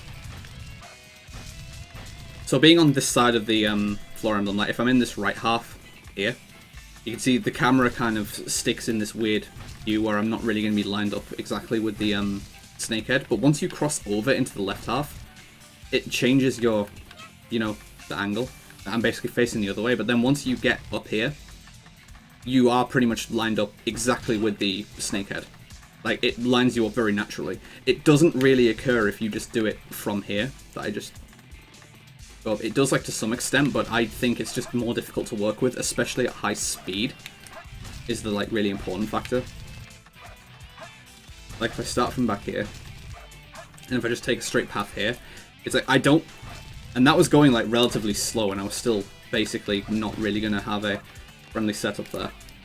And I'm dying. Because the camera's really good in this section. At least I get to do snake skip again.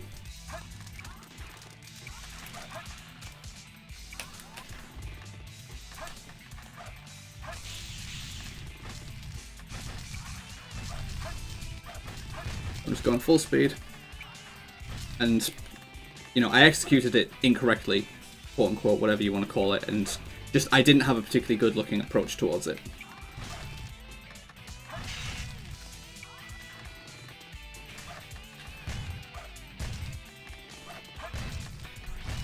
But by contrast, if I just cross over into that quadrant, I know my approach like wasn't much better there because it still looked very janky, but if you're prepared to just know how to work with it, it does like snap the camera over. The camera is just so fucking bad in this section altogether. Like, this is a just difficult section to play at the best of times just because of how the camera just really doesn't want to cooperate. And because I've restarted, I might even just be in a different camera mode. That might be part of the problem that I'm having now. I actually don't know whether I'm in a weird sort of assigned free cam mode. But point is, like, you go over here and you're going to be able to generally get away with just going straight up.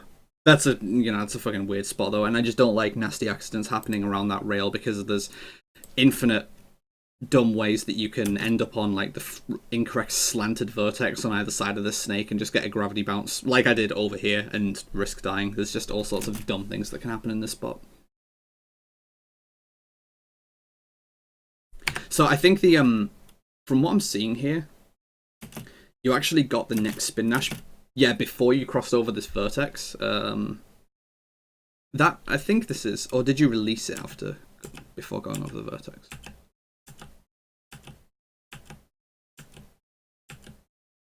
Yeah, you just about crossed over the vertex before releasing it. That's what I was worried about, that I was worried about still being on this vertex before releasing the spinach, because I'm sure you know, like, it's a good recipe for just flinging off. It just looked very close to me. Like, you can see it when watching it back at full speed. It's a very near thing. Yeah, so that's the only thing I recommend, to definitely make sure that you cross over that vertex before you release that spin dash, because it's just generally quite a bit safer. And then it sets you up nicely for that third one there, yeah. I would recommend as a slight adjustment here, though, to not do this super bounce off the slope, because I can see from the way that you did this here. Come on, frames. Yeah, you do the bounce here off the slope part, and the result of this is that you actually barely got enough height to make it here. Like, that's... I don't really like the way that this panned out. If you simply wait until you're on the flat part, it actually works considerably better. Like, you get a ton more height for one thing, but you also generally put yourself in a much more favourable position to then just get the bounce excel. Rather than need to homing attack as you do there and, you know, have weird stuff happening. You very often end up in a position where you can just... I mean, I got a very low bounce there, but you can oftentimes like do a bounce excel here and just carry on as normal. Again, it's just a weird spot, but I don't personally like doing that super bounce off the slope. I definitely much prefer to do it off the floor. The way you approach this spot is, I'm pretty sure that when you just take a dead straight approach here, just going around here, I think this carries a considerable risk of hitting a loop speed trigger and making something go wrong, which is why me and a lot of other runners like veer to the right and then level out. Like, and if I just go back here, what you'll see me and a lot of other runners do here is like take more of a sloped route here, so that we jump out a little here and then curve on here. I mean, that does carry a bit more risk of just going too far right and falling into the pit, but I've had multiple times where I've tried to take a very straight approach like this, and I've just run into a loop speed trigger, and it's like, well, alright, thanks, that just happened, so... I don't know, mileage varies. I did say this was around 132 pace, though, and that is what it's, like, working out as. Alright, Death Chamber. Apparently, there's a reason that Tommy shouldn't have seen this. Let's see what that reason is. This is something that... I mean, runners seem to disagree on. I think Tommy disagrees on this as well, that whenever I'm in this situation where I'm going to restart, I personally just grab the upgrade first. I think Tommy has said it's not faster to do that. It's just, I don't know. I don't know the minutiae of why that ends up being worse, but if I'm going to reset, I like to at least get the upgrade first. Okay, this is a nice enough start. I would recommend just, I mean, for one thing, getting the instant wall latch. You should always, in all situations, you should be trying to go for the instant wall latch, but also corner climbing in this spot, I do prefer to do.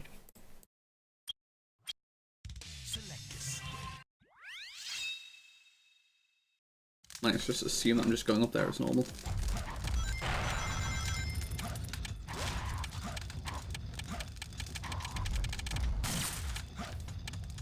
Will you please just move?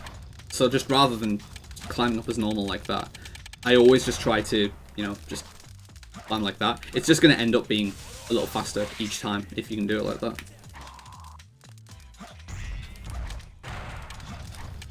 Because even if you don't get the instant wall latch, I mean, if you get the instant wall latch, you get it, and if you don't, you don't. But the corner climbing itself is always going to be faster than just going straight up, like, straight up speed. Compared to corner climbing speed, it's always going to be faster to corner climb like that.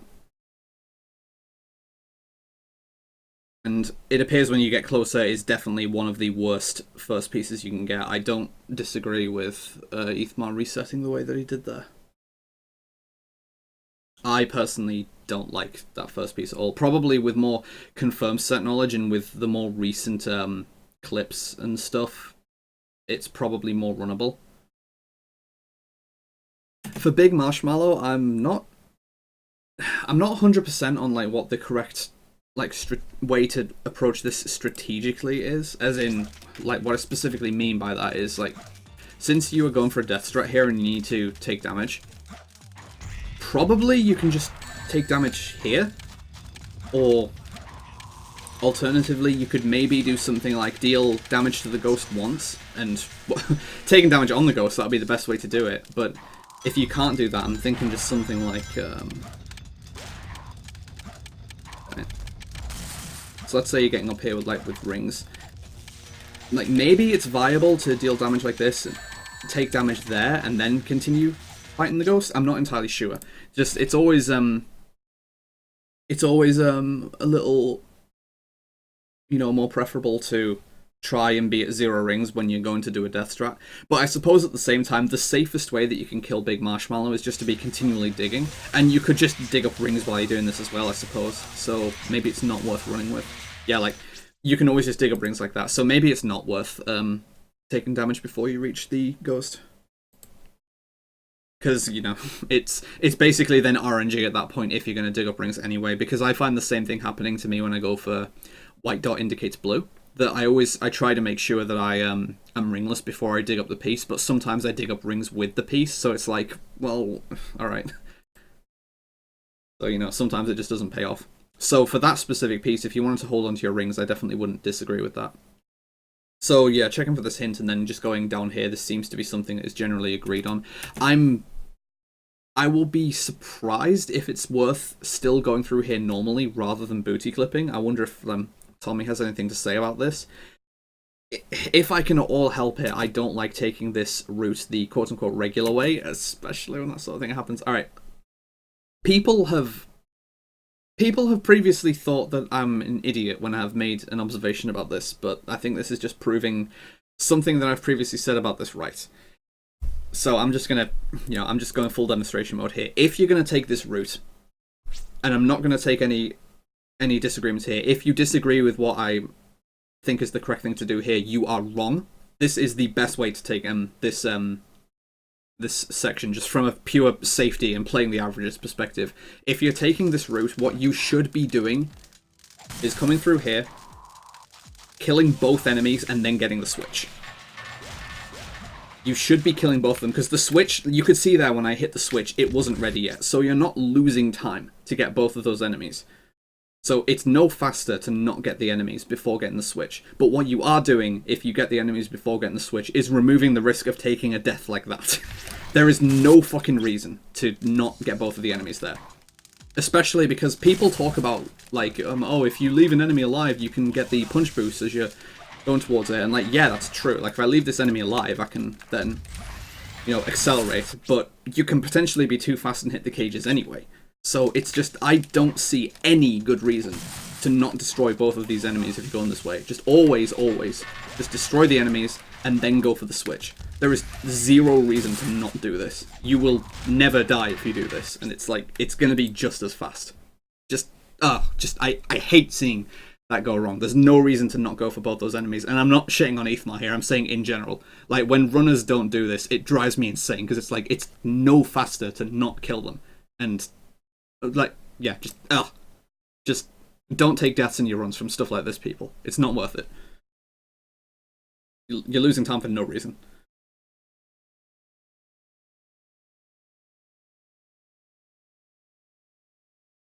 Again, like, even whatever Tommy says, I'm disagreeing with saying it's not worth going for both of them, because I just demonstrated you can kill both of them and then still reach the button before it's ready. Like, you saw me multiple times there, destroy both of them, hit the button for the missile, and the missile wasn't ready. Therefore, objectively, it does not lose time to get both of them. You can get both of them and still have spare time before the button is ready. So, in other words, there's no reason to not do it. If your movement is correct, it doesn't lose time to kill both the enemies, and it's infinitely safer. Just stop not doing that, people.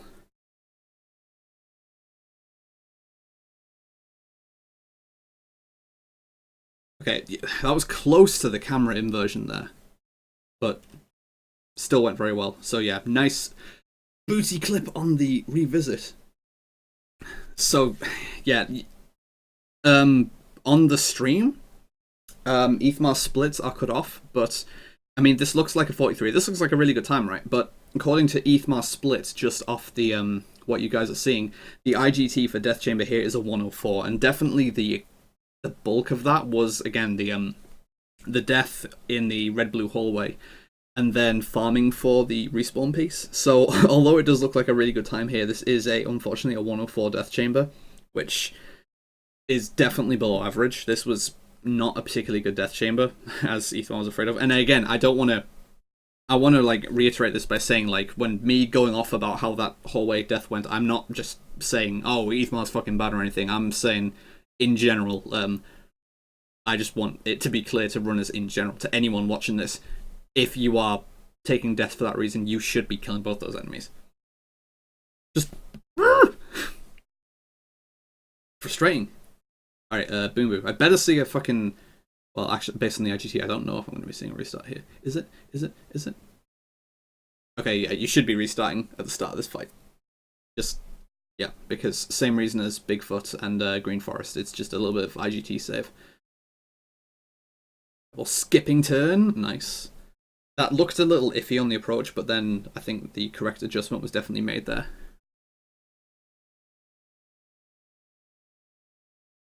Yeah, the restart just stands to save the standard little bit of boss IGT. As long as you have control at the start of the boss, like, you can quote-unquote do it in Shadow 1 and Rouge as well, but because you don't have control in those fights for several seconds, it loses more time than it saves on IGT. But because in these splits you have control as soon as the timer starts counting up, it's just faster to take a restart to save a little bit of IGT.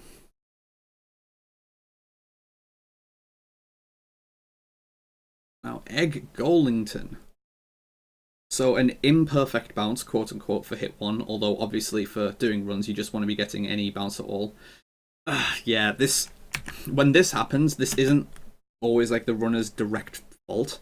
Particularly because, personally, I fully expected Sonic to just get hit by the fist here, but then apparently the game disagreed.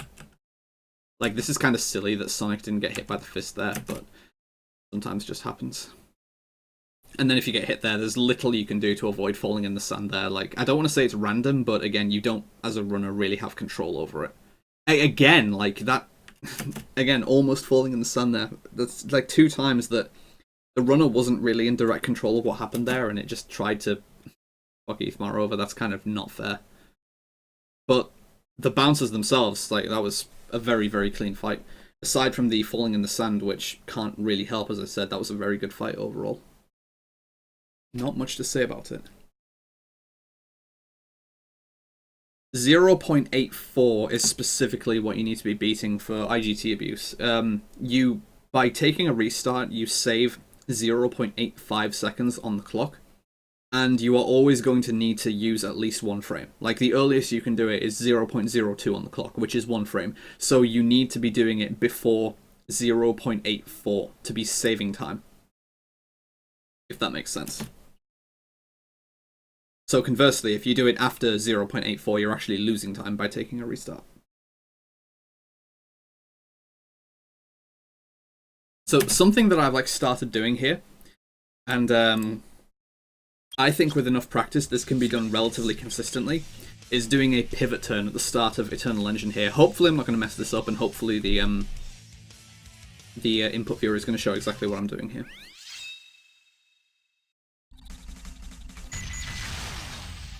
I actually did it like a little early there, and I'm convinced this works differently if you then restart from the stage, that your positioning and stuff for getting the lock-ons is affected. So I just practice this from entering from stage select. Yeah, I didn't get the lock-on.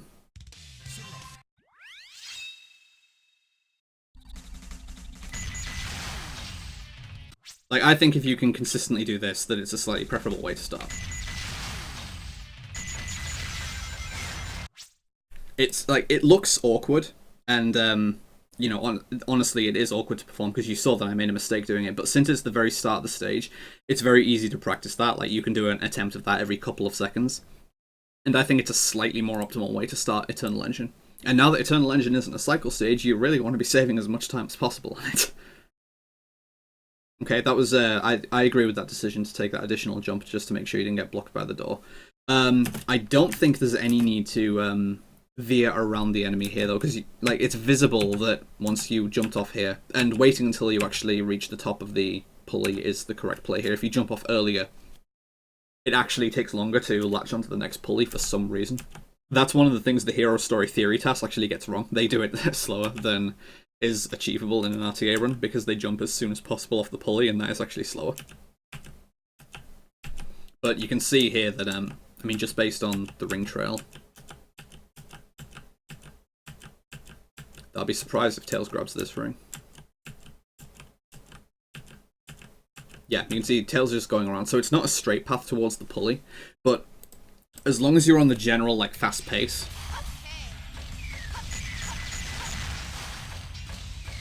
you can just, like, wiggle around here, and you can target the enemy before you even reach the top, so you can take a very straight path there. So there's no real need to veer around there for safety. It's going to be quite likely that you are able to take the straightest possible path there.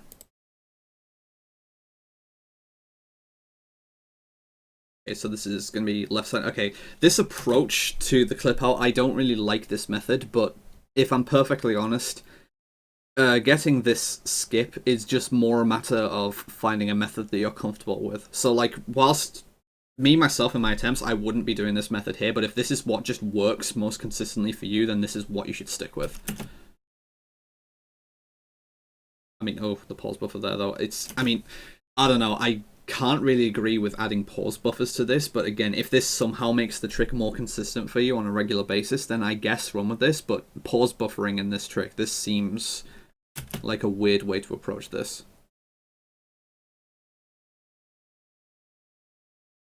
Yeah, oof, like that was multiple pause buffers. This just looks really confusing to me. I can't really reconcile this in my mind with saying, okay, this would definitely, I should start doing this, because I can't really see this being preferable for me. But again, if it works for you, then that's awesome. I'm just going to demonstrate the way that I aim for it. I'm going to miss it now as well, fucking guaranteed. Yeah, there you go, I missed it, yay. You can see what I'm doing though there, that if runners are familiar with the quote-unquote JW method, that's what I'm going for, where you line yourself up with the side of this floor panel, and once you reach the bottom corner, you just angle into the clip-out spot.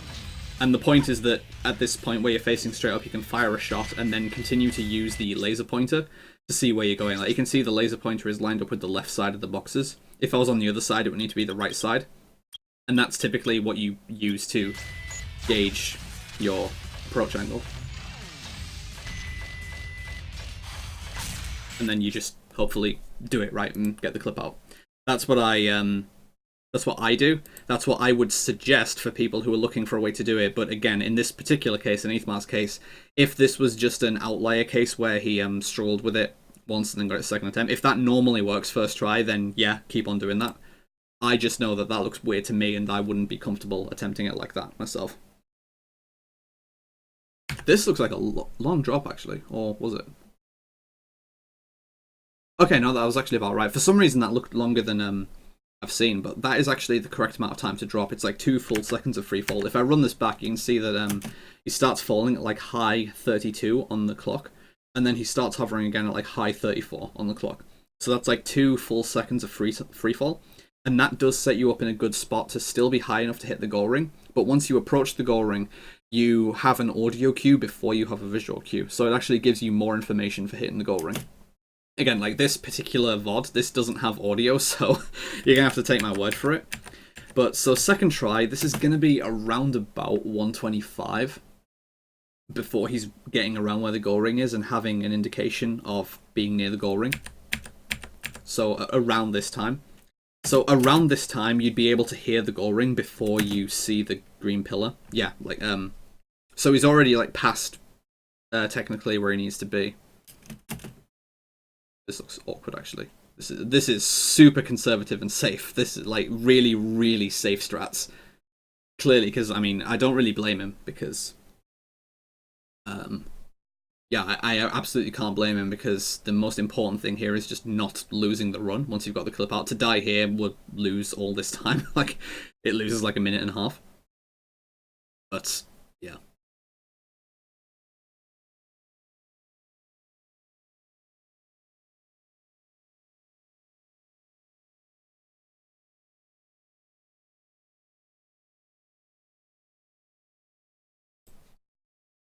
Alright, so Meteor Herd.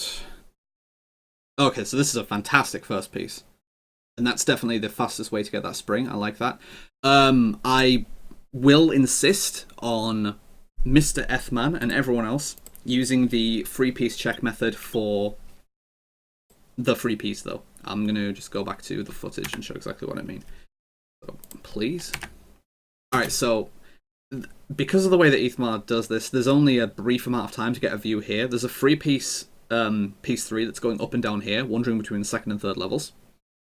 And you can see that the camera isn't really that conveniently placed to see it.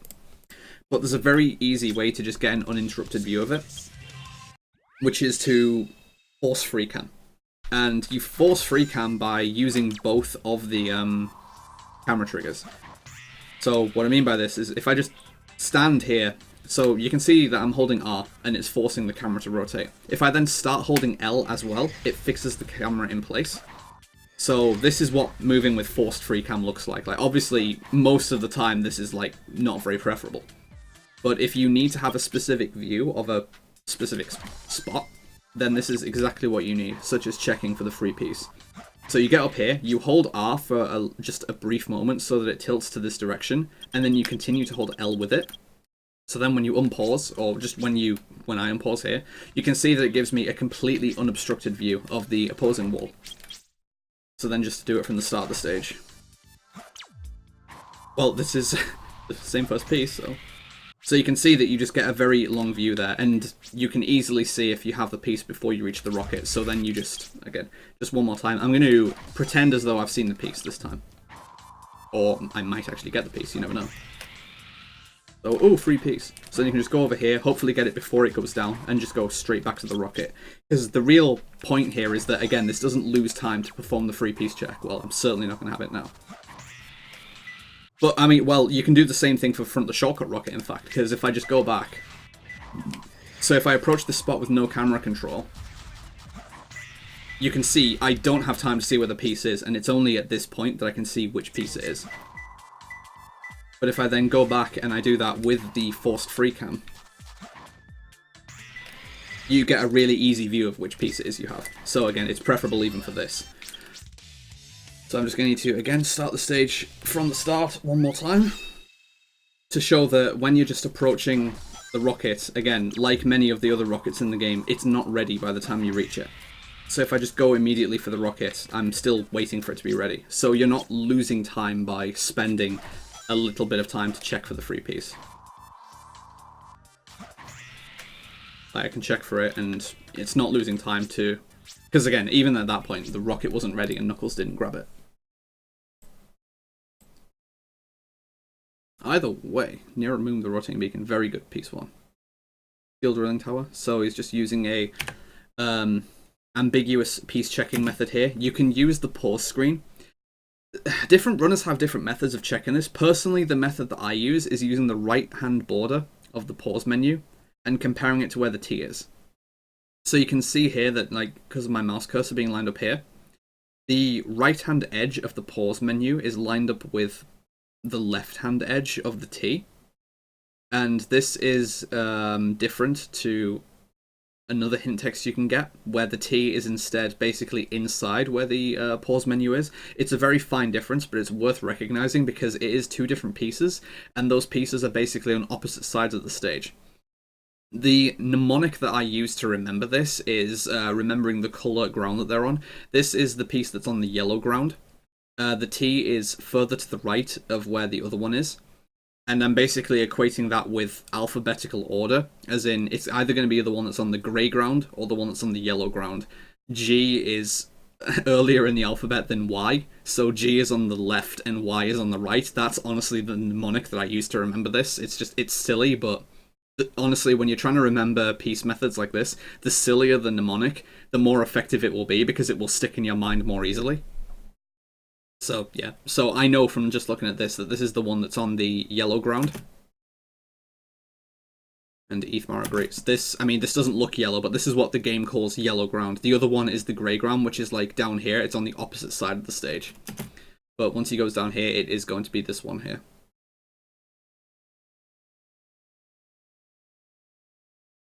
Interesting, I haven't really considered going for that particular hint, but I might actually prefer that to what I normally do. That's an interesting method. Yeah, I think that might actually be faster than what I do. And then moving smoothly at the top of the arc here. So the piece layout itself, it wasn't that good. I mean, nothing's going to be like horrible with Near a Moon with a rotating beacon. Easily the worst piece of the set there was the second one. Top of the steel drilling tower. But yeah, I mean, a 43 is a 43. That's not a bad meteor herd time. There aren't many runs where getting a 43 meteor herd would kill your run. So that was still above average. Just, you know, blah. Alright, Rogue. Please do good. Please do good. Oh, he's doing good! Ah, yes, he does the input as soon as he can. The series of inputs performed probably could have been a little faster, but a 14.8 is a 14.8. Like, for good rouges for me, they only tend to be like a 1/10 or 2/10 of a second faster, so that was by all accounts a very good rouge. The specific thing to note here is like that Ethmar does start inputs about as soon as possible. The text of the rouge text and the camera pan happens at the same time. That is when you have control of Knuckles. Once the text is off screen, you have control of Knuckles, and that occurs at 8.02 on the timer. Like, just pay attention here. Please. There you go. So 8.02, the text goes away. At this point, you have control of Knuckles. So any time spent from this point onwards is time that is being wasted. So it's at that point that you ideally want to be doing inputs. So this was, in other words, about a 1/10 of a second wasted, but, you know, obviously, you're going to lose a little bit of time here because no one is a task. I tend to get the best fights here, but I don't do this fight perfectly because I don't get 14.4s, 14.5s every time. I tend to get 14.6, 14.7 quite a lot, so I don't do this perfectly either. But that was, yeah, just a good fight. I can't really complain about it. I don't really like the repeated drill diving myself, just because I think it increases the risk of something going wrong. Like, if you get one input wrong, you'll punch her by accident, and then that makes the fight harder to control. But again, if it works, it works. I just think it's unnecessarily risky to use repeated drill dives there, when you can just jump around her and it achieves the same thing. Because the only thing to remember is that as long as you are airborne, her AI will be really passive and stand around and do nothing. You don't need to be drill diving specifically, you just need to be airborne, and she'll do nothing. Something kind of went weird here. And I'm sure I've been told here as well that in this spot, it's a little faster to do a double bounce rather than just doing a single jump and bounce here. Because you can see Ethmar jumps. That might have actually... I think that actually was the first bounce there. It's kind of difficult to tell because of how fast that was, but I think Sonic was already in the ball form there, so that might have already been a single bounce there. So if that was a double bounce, then yeah, that's like optimally done, I suppose. It's difficult to tell, but then there wasn't very much speed here, which I'm not entirely sure why. Like, you didn't approach this capsule with very much speed, and I can't really pinpoint why that happened. As much as people have been saying that getting the fast exit out of here is free, once you, like, practice it a little bit, it honestly is very elementary to just get the fast exit out of the tube. Which is to say, all you need to be doing is holding down, and then you continue to hold down and just do a double bounce and then a homing attack cancel.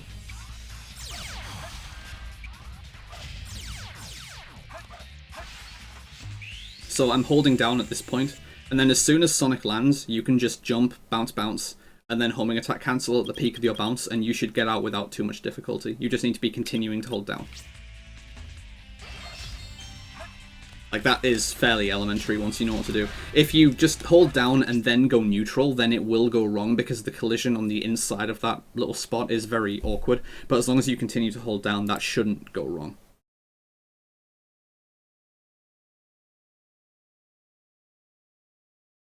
Liking what I'm seeing here, though.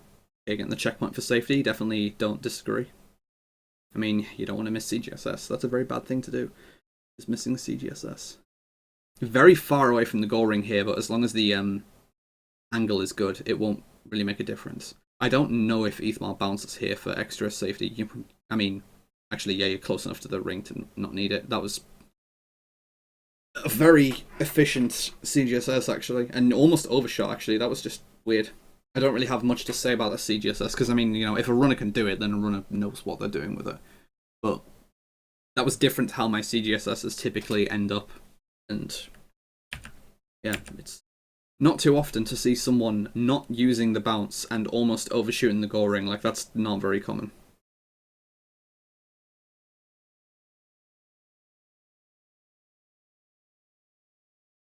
Fun fact, Ethmar is actually the runner that I semi-took my current method of doing Eggman 2 from, so like up until the second hit, this is like identical to how I do the Eggman 2 fight, because this is actually where I got the original idea for where I currently do the fight from. But then the difference comes from this spot where you then just stand and trade hits with him. This, I think, caused more problems than it really needed to, because I think it's preferable to just continue to circle strafe him, like continue to go around him counterclockwise. That, I think, tends to get much better results, and I mean, if people have been watching my streams lately, I tend to get low 14s, or if not low 14s, I just tend to get 14s on this fight. It's not very common to see me get a 15 on this fight, unless I, you know, completely mess up the strat and need to use a different sort of backup. But there just seemed to be a little more that was going wrong than maybe strictly necessary in this fight, just from stopping and not continuing to circle strafe him. I don't know, like, it's a weird one, but again, you like know how to do the fight, so I'm not gonna like be like, oh, there's all these things that like should have been going different in this fight, because again, like, you know how to do the Eggman 2 fight. I trust we will see a fast FR. I mean, there was no quote-unquote IL rail switch there, but it's honestly not free, and it saves a very minor amount of time, so I'm not going to, again, sit around and tell people to be doing that. and then just a regular FR skip. I mean, from this point onwards, the run is basically like over. You know how I feel about this old FR skip method, which is to say I don't like it. I think this is unnecessarily risky, but I mean, again, if it works, then I guess it works. I just don't really like this. And I think this is going to net you a 122, I want to say.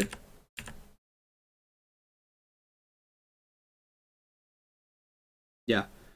And, I mean, considering people say bounce method is faster, and I can get like 121 with bounceless, that older method for the bounce setup is slower in and of itself. But if you want to adopt the newer bounce method, number one, I'm not the best person to go to. Number two, like, you know, anyone else who is like a top runner can show you exactly what to be aiming for the bounce method, and it will be like a free second or two to squeeze out. But, you know, if that's what you're comfortable with for getting FR skip, that is the most important thing.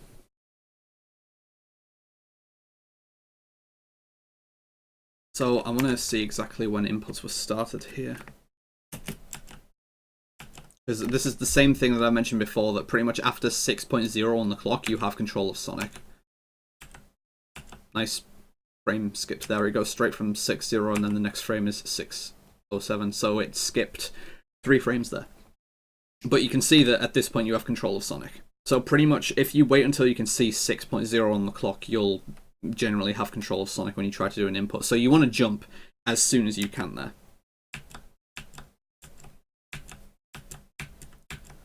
So in other words, again, there's like 0.2 seconds that can be saved from just getting a quicker jump here.